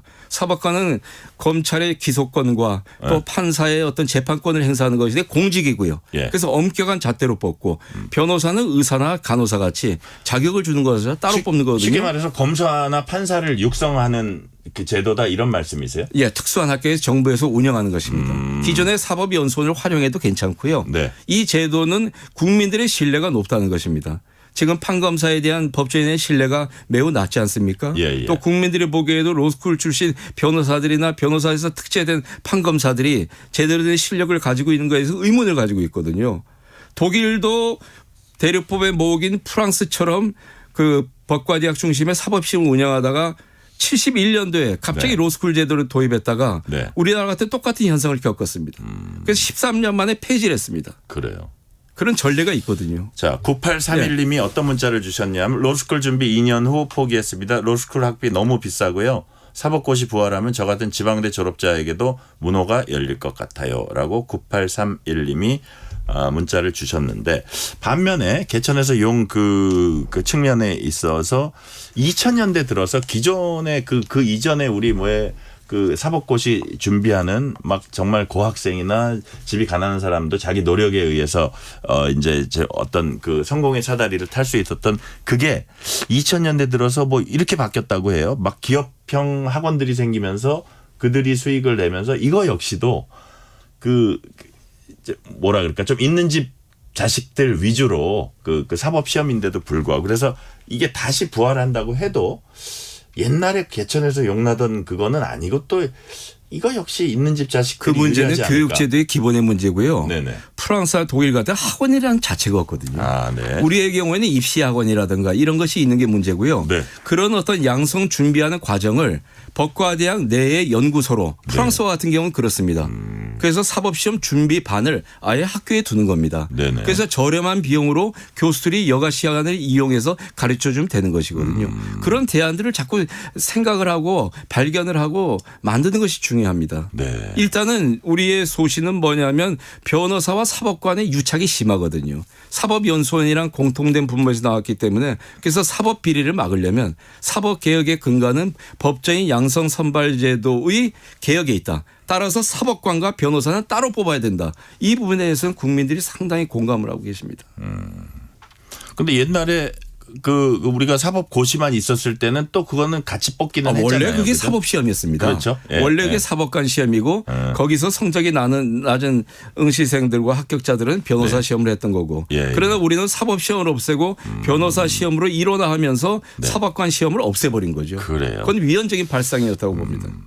자, 최근 대한변호사협회가 변호사 수가 많다면서 변협회원 상대로 뭐 변호사 적정 배출수에 대한 설문을 받기도 했는데 교수님 보시기에 지금 대한민국은 변호사 과잉 상태라고 보십니까? 변호사 과잉 상태로 들어간다고 볼 수 있습니다. 아, 그래요? 한 해에 1,500명 이상을 매년 뽑고 있거든요. 예. 원래 로스쿨 제도를 설계하고 2009년도에 개원을 하고 그 90, 11, 12년도에 1회 시험이 실시됐을 때 처음에는 합격률이 70몇 %였다가 쭉 내려가면 원래 지금은 35% 정도 되는 게 순리입니다. 네네. 그러나 어느 순간에 50% 하향을 할 시점에 법무부가 50%를 계속 유지하고 있거든요. 그러면 4월 달에 그 성적을 발표하고 합격자 발표한 늘 대한변협하고 네. 또 로스쿨 협의회에서 성명을 냅니다. 적게 뽑아라, 많이 뽑아라. 교수를 많이 뽑아라. 제자들이 많이 뽑기를 원하겠죠. 예. 오탈자는 누적돼가지고 경쟁률이 심화되죠. 제가 볼 때는 법관과 검사도 법에 인원에 제한이 있거든요. 네네. 변호사도 대한변협과 법무부 또 정부가 긴밀하게 협의를 해서 인구 대비 적정 수에 대한 조사도 많이 했습니다. 연구 네네. 보고서도 있고요. 예. 이거는 머리를 맞대고 인원수를 적절하게 조절하는 것은 필요하다고 봅니다. 로스쿨을 위한 로스쿨이 되면 안 되죠. 그래요. 이게 이제 적정수를 유지하냐 뭐 너무 많아도 안 되고 로스쿨을 위한 로스쿨이 돼서는 안 되고 국민 그 법률 서비스를 받는 국민을 위한 이제 로스쿨이고 이제 법조 대한변협의 서비스인데. 입장에서 일리가 있다고 생각합니다. 그래요. 근데 국민 입장에서 보면 변호사는 늘어난 것 같은데 내가 법률 서비스를 좀 양질의 법률 서비스를 적당한 가격에 받고 있나? 그거 아닌 것 같은데 오히려 뭐 좀 제대로 된 법률 서비스 받으려면 대형 로펌 가가지고 돈만 많이 들고 뭐 이런 생각들을 할 수 있을 것 같아요. 그러니까 늘어난 변호사만큼 국민들이 법률 서비스도 잘 받고 있다고 그럴 보세요. 수 있죠. 예컨대 제가 뭐 이 법인 대표를 하고 뭐 대한법조인협회 고문도 많고 3,000명의 거기 소속원들이 있어요. 다 알지는 못합니다만 네네. 제가 뭐 알고 통화한 사람마다 수백 명이 될 거고요. 네. 뭐 1,000명은 되리라고 봅니다. 그런데 저와 관련 사건이 생겼을 때 내가 어떤 사람을 되게 맡기고 내 사건을 할 것인가를 생각하면은 그렇게 많은 변호사가 떠오르질 않습니다. 사실. 그래요. 예. 믿을 만한 변호사. 또 변호사의 역량이 재판을 많이 좌우거든요. 네네. 지금 국민들이 불신한 이유는 뭐냐면 똑같은 사안을 가지고 검사 판사가 누가 되는지 또 수사하는 경찰 담당관이 어떤지에 네. 대해서 의문을 가지고 있거든요. 변호사 독일이 13년 만에 다시 사법고시 사법시험 학부 중심의 제도로 회귀한 이유는 뭐냐면 3배 이상 비용이 들었고요. 13년 통계를 낸 결과 그다음 변호사들에 대한 신뢰가 땅바닥에 떨어졌습니다. 그래서 독일 국민들이 네. 로스쿨 출신 변호사에게 수임을 안 하겠다. 어떤 단체 성명도 있었고요. 그래서 정부가 이거를 폐기한 겁니다. 그래요. 지금 우리도 이 수준에 이미 다다랐다고 보고요. 대한법학 교수나 저는 개인적으로 로스쿨이 폐지되기를 원치는 않습니다. 너무나 많은 그 재원들이 소모가 됐고 네. 교수도 있고 학생들이 있습니다. 아직도 그분을 신뢰한 분들이 있겠죠. 그러나 로스쿨 제도를 개혁하기 위해서는 외부적 예비시험 제도나 신사법 시험 제도의 도입이 시급하다는 것이고요. 전체적인 로스쿨의 사이즈나 이런 것도 조금 조정할 필요가 있다고 보시는 거예요? 반납하기 원하는 로스쿨은 반납을 하고요. 예. 예컨대 특정 대학을 거명할 수밖에 없습니다만은 뭐 국민대, 홍익대, 동국대, 숙명여대 이렇게 로스쿨에 근접해서 억울하게 탈락된 대학들이 많이 있습니다. 네네. 광주에도 조선대학도 있고요. 예. 원광대학이 대시 들어가는데 로스쿨을 하고 싶은 대학은 일본처럼 인허가 제도로 하면 됩니다. 경제적인 논리에 의해서 수요와 공급에 의해서 네. 준비된 학교는 하면 됩니다. 그럼 기존의 로스쿨 저기 운영하고 있는 데에 어떤 티오나 이런 건 좀 조정을 해야겠네요. 그렇게 되면. 제가 대학교육협의회 그 로스쿨 총장님들하고 협의회 회의를 한 적이 있는데요. 예. 반납을 하고 싶어하는 총장님들의 의사를 몇 번 확인을 했습니다. 아, 그렇군요. 왜냐하면 그 로스쿨의 모든 재원이 다 소진이 돼서 네. 전체적으로 의대가 있고 뭐 한의대도 있고 그러지만 전체적인 예산이 마이너스라는 얘기입니다. 아, 그렇군요. 자, 인터뷰 중에 유튜브 중계가 기기 문제로 잠시 연결이 고르지 못했습니다. 청취자분들의 양해 부탁드립니다. 자, 그래서 지금 어쨌든 대통령이 타운홀 미팅에서 얘기도 하고 그랬기 때문에 검토는 하고 있다고 보시는 건데 그래도 이제 정책 담당자들도 가끔 교수님한테 자문도 구하고 할 텐데 여튼 아까 말씀하신 그 두 번째 통로가 부활할 가능성은 교수님은 충분히 있다고 보시는 겁니까? 아, 그렇게만 해야 될 시점에 이르렀다고 봅니다. 네. 특히 지금 이재명 대통령은 과거 성남시장 그때도 이제 고시생들과의 만남도 가졌고 네. 또 여러 가지 그 발언을 했는데 일관성이 있습니다.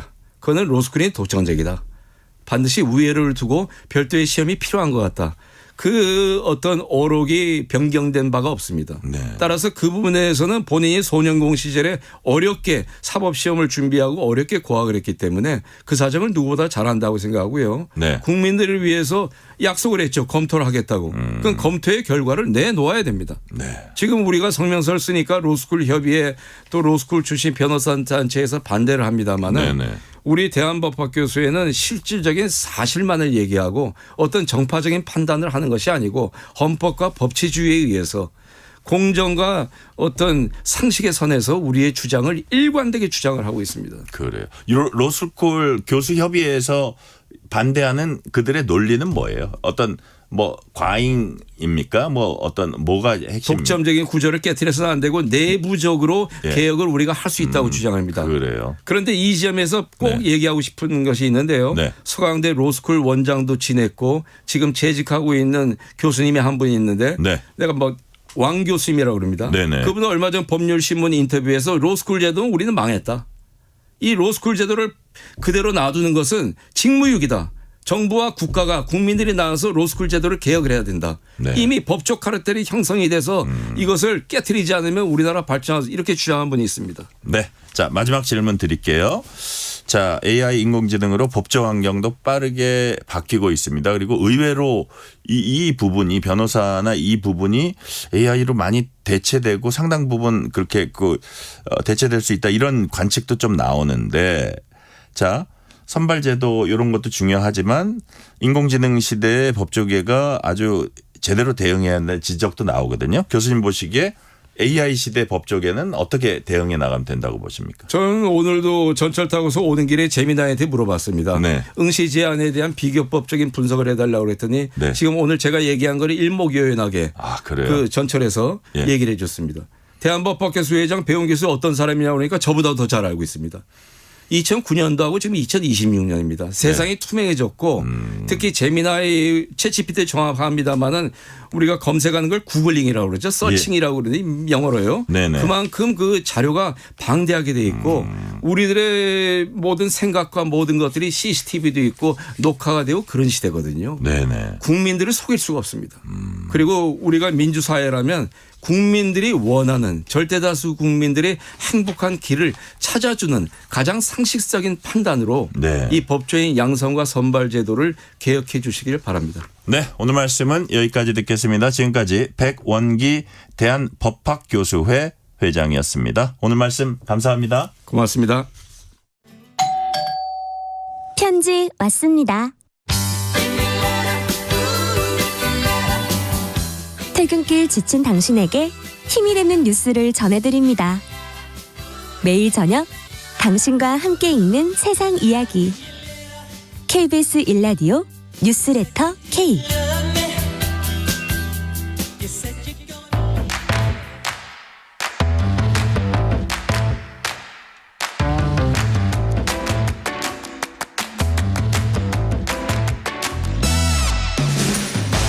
오늘 가장 뜨거운 뉴스, 화제 소식 전해드립니다. 뉴스레터 브리핑. 오늘은 김도형 한국일보 기자 나오셨습니다. 김도형 기자님 어서 오세요. 안녕하세요.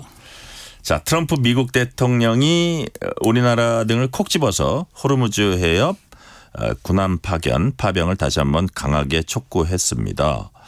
자, 군함 보내라고 지금 거듭해서 압박을 하고 있는 거죠? 예, 맞습니다. 도널드 트럼프 미국 대통령은 현지 시간 16일 백악관 집무실에서 기자들을 만나서 네. 한국과 일본, 독일 등을 재차 거론하면서 호르무즈 해협을 통과하는 선박 호위 작전에 동참해 줄 것을 촉구를 했습니다. 네. 트럼프 대통령은 각국의 참여를 독려하는 두 가지 기준을 제시를 했는데요. 첫 번째는 호르무즈 해협을 통과하는 에너지에 대한 의존도, 그리고 두 번째는 미군 주둔 등 미국의 안보 기여에 수혜를 받는 정도입니다. 네. 트럼프 대통령은 그들은 우리에게 감사할 뿐 아니라 우리를 도와야 한다며 놀라운 것은 그들이 그렇게 적극적이지 않다는 점이라고 지적을 했고요. 또 몇몇 나라가 있는데 곧 이름이 발표될 것이라면서 추가 압박을 예고했습니다. 한국의 경우에는 호르무즈 해협을 통한 에너지 수입의 의존도가 높고 또 대규모 미군이 주둔하고 있는 국가다 보니 트럼프 대통령이 제시한 두 가지 기준에 모두 부합합니다. 그래서 미국의 파병 압박이 상대적으로 더 커질 가능성이 제기되고 있습니다. 그래요. 근데 파병 압박하는 과정에서 트럼프 대통령이 주한미군 규모 이런 사실관계를 몇 가지 틀리게 언급을 했습니다. 이렇게 왜 틀리게 언급했을까요? 그 배경이 뭘까요? 예, 일단은 주둔 미군의 규모가 틀렸는데요. 네. 그 동맹국들의 방위 무임 승차론을 좀 과장하기 위한 것 아닌가 싶은데요. 일단 트럼프 대통령은 우리는 일본에 4만 5천 명의 병력을 두고 있다는 점을 기억한다. 우리는 한국에도 4만 5천 명의 병력을 두고 있다라고 했고요. 네. 또 독일에도 4만 5천에서 5만 명의 병력을 두고 있다라고 주장을 했습니다. 근데 이게 사실과 많이 다릅니다. 실제로는 어때요? 주일 미군 같은 경우에 5만 명인데요. 네. 주한 미군이 2만 8,500명, 그리고 주독 미군이 3만 5천 명 규모입니다. 네. 미국에 주둔하는 한국에 주둔하는 미군의 숫자를 실제보다 16,000명 이상 부풀려서 말한 겁니다. 예, 또 호르무즈 해협을 통한 에너지 수입 의존도에 대한 주장 역시 사실과 좀 다른데요.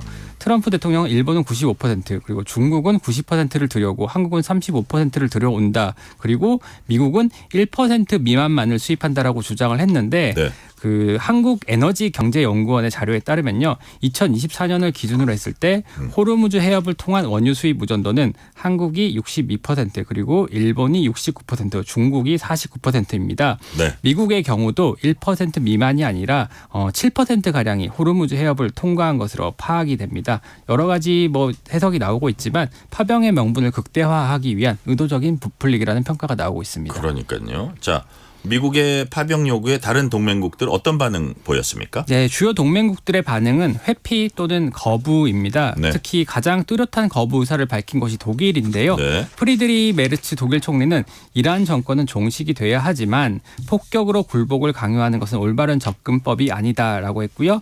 나토는 방어 동맹이지 개입 동맹이 아니라고 선을 그었습니다. 네. 또 미국의 전통적인 최우방국인 영국도 마찬가지입니다. 키어 스타머 영국 총리는 영국은 더 큰 전쟁에 휘발리지 않을 것이라고 경계를 했고요. 에마뉘엘 마크롱 프랑스 대통령도 호위 임무는 분쟁의 가장 뜨거운 단계가 종료된 이후에나 가능하다면서 미온적인 태도를 보였습니다. 네. 또 아시아의 핵심 동맹인 일본의 다카이치 사나이 총리 역시 확답을 피했는데요. 네. 법적 관점도 포함해서 종합적으로 검토하고 있다라고 했습니다. 일각에서는 일본의 다카이치 총리가 이번 미국의 파병 압박을 지렛대를 삼아서 자위대의 활동 반경을 넓히고 보수적 안보 정책을 추진하는 동력으로 삼을 수 있다라는 관측이 제기되고 있습니다. 오는 19일에 미일 정상회담이 예정이 되어 있는데 네네. 실제 아사히 신문은 일본 정부 관계자를 인용해서 자위대를 보낼 수 있는지 검토하는 작업에 착수했다라고 보도를 했습니다. 19일에 정상회담이 있으니까 트럼프의 압박에 과연 버틸 수 있을지, 그래서 일본은 아마 보낼 거다 이런 관측이 많았는데 지금까지는 되게 지금 김 기자 얘기한 것처럼 그렇게 신중한 입장이고 일본 방위상도 현재로서는 일본 자위대 파견할 계획 갖고 있지 않다. 뭐 이런 얘기도 했거든요. 일본이 오히려 좀 저렇게 신중하니까 우리로서는 일본만 먼저 가는 것보다는 부담이 좀 뭐 적어졌다고도 할 수 있는데 이 이란 전쟁의 불똥이 미중 정상회담에도 튀었습니다. 트럼프 대통령이 시진핑 중국 국가주석에게 미중 정상회담 연기를 요청했다 이렇게 밝혔죠? 네, 원래대로라면은 이달 31일부터 다음 달 2일까지 네. 중국을 방문해서 시진핑 주석과 정상회담을 가질 예정이었거든요. 근데 회담을 한 달 정도 연기해달라고 중국에 요청했다라고 트럼프 대통령이 밝혔습니다. 네네. 트럼프 대통령은 중국을 방문하고 싶지만 전쟁 때문에 나는 여기 미국이죠. 여기에 있고 싶고 여기에 있어야 한다라고 이유를 설명했습니다. 네. 이란 전쟁이 장기화 조짐을 보이고 있잖아요. 특히 군통 통수권자인 트럼프 대통령이 미국을 비우고 경쟁국인 중국을 방문하는 데 적잖은 부담감을 느꼈을 것이라는 해석이 지배적입니다. 특히 이 전쟁에 대한 미국 내 여론이 썩 좋지 않은 상태라서 트럼프 대통령이 방중에 집중하는 사이 이란에서 대대적인 공세라도 나서게 되면은 네네. 여론이 더욱 악화할 수 있다는 우려가 작용한 것으로 보입니다. 그래요. 자, 그래서 이제 트럼프 대통령으로선 대이란 군사작전 예상보다 길어지면서 당초 생각했던 거하고는 달리 좀 가고 있는 그런 분위기인데 자, 이 미중 정상회담 이제 한 달 연기되면은 그거를 고리로 북미 정상 간의 어떤 만남이랄까 대화랄까 이런 걸 좀 우리가 예상을 하고 있었는데 여기도 영향이 있을 수밖에 없겠네요. 예, 사실은 이번 중국 방문을 계기로 네. 북미 회동이 성사될지 김정은 북한 국무위원장과의 북미 회동이 성사될지 관심이 많이 모였었는데요. 네네. 일단은 불투명해졌다라는 평가가 나오고 있습니다. 그래요. 자, 일단은 그런 거고요. 자, 의과대학 학생 선발 규모 지금부터 좀 알아보겠습니다. 내년도 의대 입시에선 수도권이 아닌 지역 학생들이 대폭 늘어난다는 거죠? 예, 종로학원의 분석인데요. 네. 2027학년도 전국 27개 지방권 의대의 지역 학생 선발 규모가 1,698명으로 추정이 됩니다. 네. 기존의 지역 인재 전형으로 뽑았던 1,232명의 서부터 시작해가지고요. 내년부터 새로 도입되는 지역의사제 선발 인원 466명을 합친 수치입니다. 네. 5년 전인 2022학년도에는 766명이었는데 2.2배 급증한 규모입니다. 이에 따라서 지방의대 전체 모집 인원 중에 지역 학생이 차지하는 비중은 68.2%에 달할 것으로 보입니다. 네. 지방의대 신입생 10명 중 7명을 해당 지역 출신으로 채우게 되는 셈입니다. 권역별 선발 인원을 보면요. 호남권이 440명으로 가장 많고요. 부산, 울산, 경남이 403명 그리고 충청권이 360명 순으로 파악이 됐습니다. 그래요. 지역 학생들에게 일단 의대 진학의 문은 넓어지는 겁니다. 근데 이제 입시 경쟁 구도는 어떻게 될지 이제 궁금한데 예컨대 N수생이 좀 많이 유입되지 않을까 이런 관측도 나오는 것 같아요. 예, 재수나 반수를 택하는 N수생의 대거 유입이 불가피하다라는 평가가 지배적인데요. 특히 입시 업계에서는 2027학년도 수능에 응시하는 N수생 규모가 전년 대비 10%가량 늘어난 16만 명 안팎에 달할 것으로 추산하고 있습니다. 의대의 정원 확대의 수혜를 노리고 있고 네. 또 수시 모집에서 필수적인 수능 최저 학력 기준을 충족하는데 재학생보다 N수생이 더 유리하기 때문입니다. 네. 결과적으로 지방권 의대의 경우에는 수도권 의대보다 N수생 합격자 비율이 더 높아질 것이라는 관측이 나오고 있습니다. 그래요. 자, 주제 바꿔봅니다. 정부가 주택담보대출 문턱을 대폭 높인 이른바 627 대책 이후에 가계대출 대신 개인 사업자 대출 받아서 부동산 투기에 이제 악용한 사례가 이제 적발이 됐다고 해요? 예, 규제가 느슨한 사업자 대출이 사실상 부동산 자금 조달의 우회로가 된 정황이 확인이 됐습니다. 그렇군요. KBS가 금융감독원의 실태 점검 결과를 확보했는데요. 네. 이 자료를 보면요. 지난해 하반기에만 개인 사업자 대출 127건 그리고 총 587억 5천만 원이 본래의 대출 용도와는 관계없는 주택 구입 등에 쓰인 것으로 파악이 됐습니다. 네. 지난해 상반기와 비교해서 적발 건수는 3배가 늘었고요. 액수가 5배가량 늘었습니다. 그래요. 어떻게 이런 꼼수가 생각보다 많네요. 왜 어떤 틈을 파고든 거예요? 예, 현재 일반 가계에 네. 주택담보대출은 DSR 규제가 엄격하게 적용이 돼서 대출 한도가 묶여 그렇죠. 있는데 개인 사업자 대출은 특히 기업 대출로 분류가 돼서 이런 규제에서 상대적으로 자유롭습니다. 특히 이번 적발 사례 10건 중에 6건이 네. 시중은행보다 심사가 상대적으로 허술한 새마을금고 등 제2금융권에 집중이 돼 있습니다. 네네. 심사 문턱이 낮은 곳을 골라서 사업 자금 명목으로 거액을 빌린 뒤에 실제로는 아파트 매매 대금으로 빼돌린 겁니다. 그렇다면 금융당국이나 금융기관들이 있을 거 아닙니까? 여기는 어떤 사후 조치를 지금 하고 있습니까? 예, 금융회사들은요. 이번에 적발된 대출 91건 중에서 464억 2천만 원 상당을 이미 회수 조치를 했고요. 예. 해당 차주들에 대해서는 신규 대출 취급을 제한을 했습니다. 금융당국 고위 관계자 역시 규제 우회 사례를 집중 조사해서 엄정 조치할 계획이라고 밝혔습니다. 네, 오늘 말씀은 여기까지 듣겠습니다. 지금까지 한국일보 김도형 기자였습니다. 오늘 말씀 감사합니다. 감사합니다.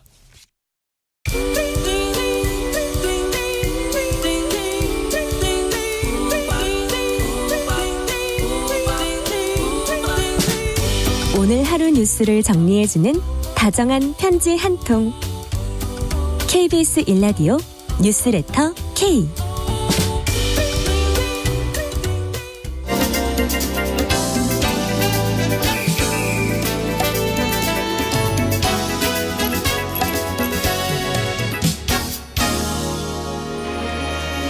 어렵고 헷갈리는 법 이야기 쉽고 명쾌하게 정해 드리는 코너 손변이 정해 드립니다. 오늘도 손정혜 변호사 나오셨습니다. 손정혜 변호사님 어서 오세요. 안녕하세요. 손정혜입니다. 오늘 손정혜 변호사님이 정해 주신 이슈 어떤 겁니까? 네, 바로 사법개혁 3법입니다. 일명 법애곡제, 재판소원법, 대법관 증언법 이렇게 불리는 법들이고요. 워낙에 큰 개정이고 또 향후에 법 쪽에 영향을 미칠 영향이 굉장히 큰 사건이고요. 네. 실제 시행 이후에 이 소송전도 본격화됐다라고 하니까 어떻게 변화되는가 또 우려할 점은 없는가 살펴보겠습니다. 그래요. 자, 우리가 사실 이거 정치 토크 코너에서 정치권 공방으로 많이 다루긴 했는데 오늘은 조금 청취자들 이해를 돕기 위해서 사례 위주로 해가지고 좀 이렇게 재미나게 풀어볼게요. 유튜버 찌양을 협박해서 금품 갈취한 혐의로 재판 넘겨진 유튜버 구제역 측이 이제 3심까지 끝났겠죠. 그래서 이제 재판 소원할 것임을 예고를 했습니다. 담당 변호사에게 재판 소원 그리고 법 왜곡죄 언급한 편지를 보냈다고 해요? 그렇습니다. 김소연 변호사가 SNS 계정을 통해서 미리 구제역으로부터 재판 소원 그리고 법 왜곡죄에 대한 고소에 대한 위임을 받았다라는 사실을 전달했는데요. 네네. 그러면서 명백히 위헌적인 수사와 재판을 바로잡을 수 있도록 이 사법개혁 3법을 추진한 더불어민주당과 이재명에 감사하다 이런 내용도 붙였고 네. 이 자필 편지도 같이 공개를 했습니다. 일단 부디 재판 소원을 통해서 억울함을 밝혀주시길 바란다라는 내용이 이 편지에 포함되어 있던 것으로 알려지고 있습니다. 네네. 자, 그래서 이제 구제역 측이 재판 소원 법원에 이제 접수했는지는 아직 확인은 안 됐는데 일단 재판 소원 접수하려고 하면 이게 요건을 따집니까? 어떻게 됩니까? 네, 일단 여러 가지 요건을 거치는데요. 네네. 첫 번째로 통과할 사전 심사 절차가 있습니다. 그러니까 요건에 해당하지 않거나 명백하게 이렇게 재판소원 청구 사유로 볼 수 없는 경우에는 각하한다는 게 현재 설명인데요. 그러니까 다른 법률의 구제 절차가 있는데 그 절차를 거치지 않고 청구한 경우나 헌재법상 청구 기간을 넘겼거나 헌법소원은 대리인이 반드시 선임돼야 되거든요. 변호사 강제주의를 채택하고 있어서 변호사가 없거나 그리고 명백히 이 청구가 받아들여지지 않는 사유를 하는 경우에는 각하시킨다는 것이고 각하 이후에 이제 실질적인 심사가 이루어지는데 실제 법조계에서는 이 사전 심사 단계에서 많은 사건들이 걸러질 것이라고 보고 있고요. 이렇게 재판 소원 절차를 운영하는 다른 나라에서도 사전 심사로 90% 이상은 불수리, 각하하는 경우가 꽤 많습니다. 예를 들어서 그러면 그 기본권 침해 이 부분이 있나를 또 살피고 그런 것도 있나요? 이 기본권 침해와 관련해서는 이 헌법소원의 요건입니다. 기존의 헌재 결정에 반하거나 그리고 적법한 절차를 거치지 않고 재판을 했거나 이 그 판결 결과가 헌법이나 법률을 명백하게 위반해서 기본권을 침해한 경우에 재판이 확정된 날로부터 30일 이내에 이 재판 소원을 할 수 있다라고 되어 있기 때문에 결국은 이 헌법적으로 가치가 지켜졌는가 기본권을 침해했는가 그리고 중요한 것은 중요한 헌법적 쟁점을 포함하고 있는가 이런 요건들을 모두 포함했을 때만 재판 소원을 인용받을 수 있게 되는 상황입니다.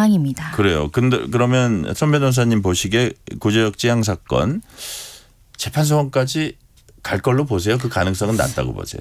일단 신청은 할 수 있겠지만 네네. 인용될 가능성은 지극히 낮을 수 있다라고 그래요. 생각하는 게요. 이 SNS 그래도 무엇이 헌법을 위반했고 무엇을 기본권을 침해했는지가 구체적으로 명시되어 있지 않은데 네. 뭐 수사 절차에서 위법 수집 증거 능력이나 이런 것들은 이미 관련된 재판부에서 상세하게 살펴봤을 가능성이 있어서 실제로 이 모든 요건을 통과할지 지켜봐야 되는 문제입니다. 그래요. 만약에 재판소원 그 사전 심사를 거쳐서 재판소원 본 과정에 들어가게 되면 헌재가 어떤 부분을 집중적으로 볼까요? 네, 일단은 기존의 판례와 법을 명확하게 위반하면서까지 오류가 있는 판결이 나왔는지가 굉장히 중요할 것 네. 같고요.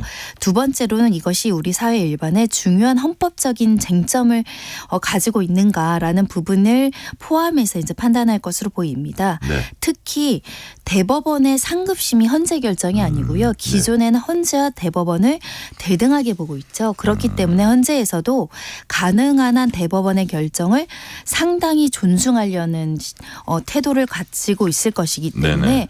객관적인 누가 보더라도 이 사건 대법원 판결은 좀 오류다. 법리에 반한다. 이런 사건 위주로 심사의 대상이 되지 않을까 합니다. 그래요.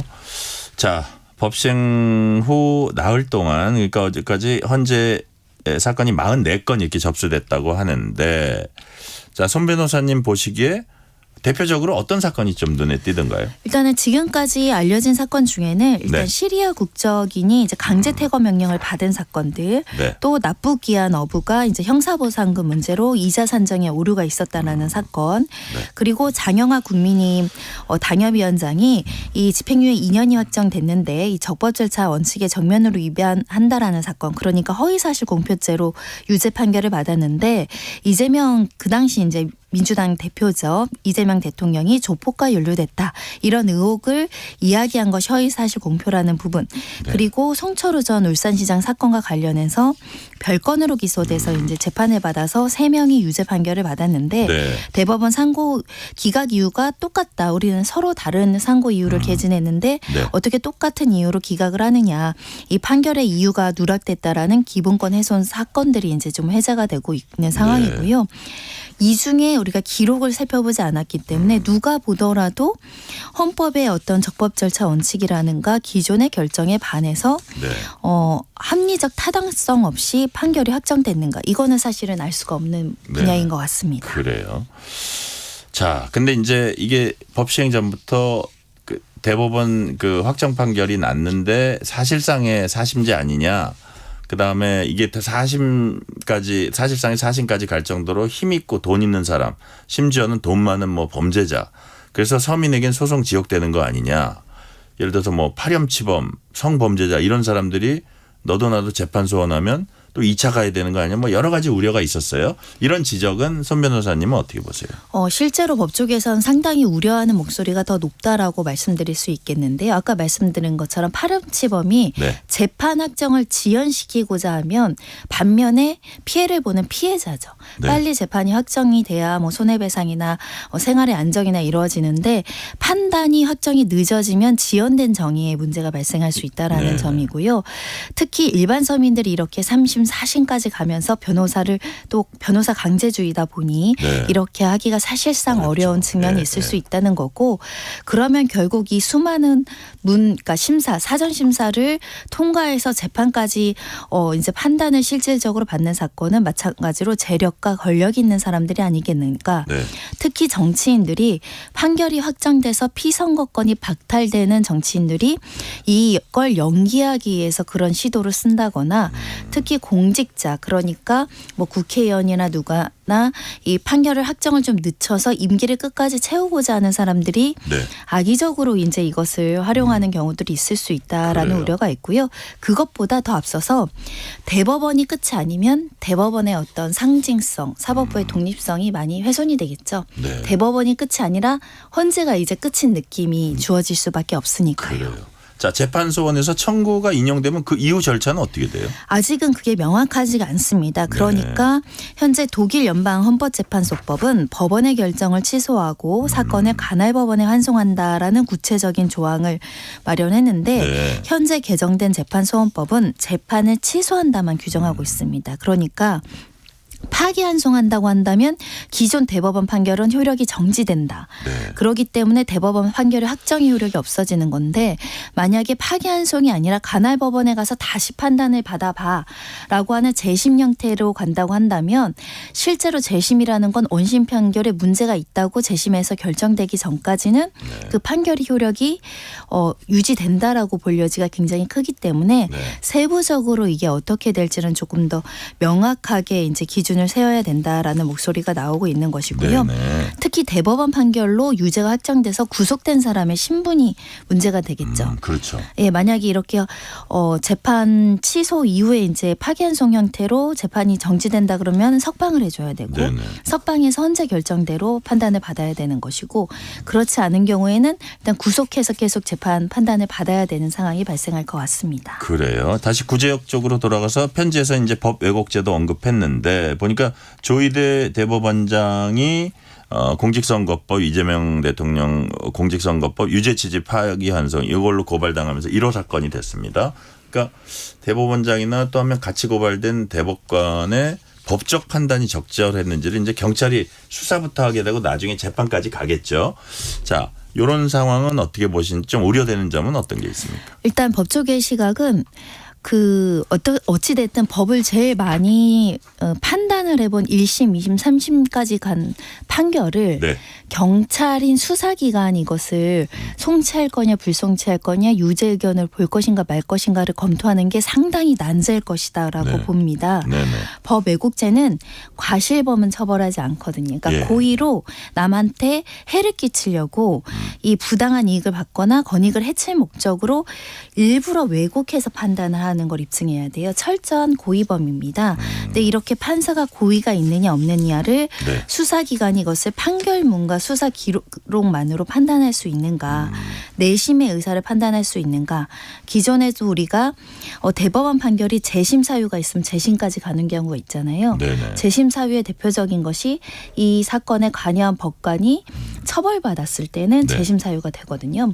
저는 법 왜곡죄가 처벌이 되려면 판사가 부정부패 비리로 뭔가 돈을 받거나 부정한 청탁을 받아서 의도적으로 지게 하거나 이기게 하는 이런 경우는 법 왜곡죄가 해당할 수 있을 것 같아요. 근데 그거는 재심 사유이기도 하거든요.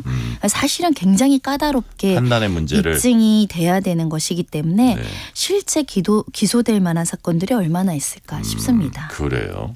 자, 보니까 이런 것도 또 있었습니다. 이제 시간이 거의 다 됐으니까 자, 마지막으로 짧게 이것만 하나 여쭤볼게요. 이게 어떤 마음속을 어떻게 들여다보는 건 어렵다 그런 말씀이시죠? 그렇습니다. 내심의 의사 고의성을 판단하는 것은 원래 어렵습니다. 여러 가지 정황으로 확인해야 되는데 그럴 때 객관적인 물증이 필요하잖아요. 그래서 결국 경찰이 영장을 청구해서 압수수색을 법원을 상대로 할 수 있느냐, 판사들의 업무 보고서나 이 내부 PC 자료를 확보할 수 있느냐가 굉장히 관건일 것 같습니다. 네, 오늘 말씀은 여기까지 듣겠습니다. 지금까지 손정혜 변호사였습니다. 말씀 감사합니다. 감사합니다. 오늘 뉴스레터 K는 여기까지입니다. 커피 쿠폰 당첨자 명단은 뉴스레터 K 홈페이지 확인해 주시고요. 끝곡으로는 조지 마이클의 One More Try 들으시겠습니다.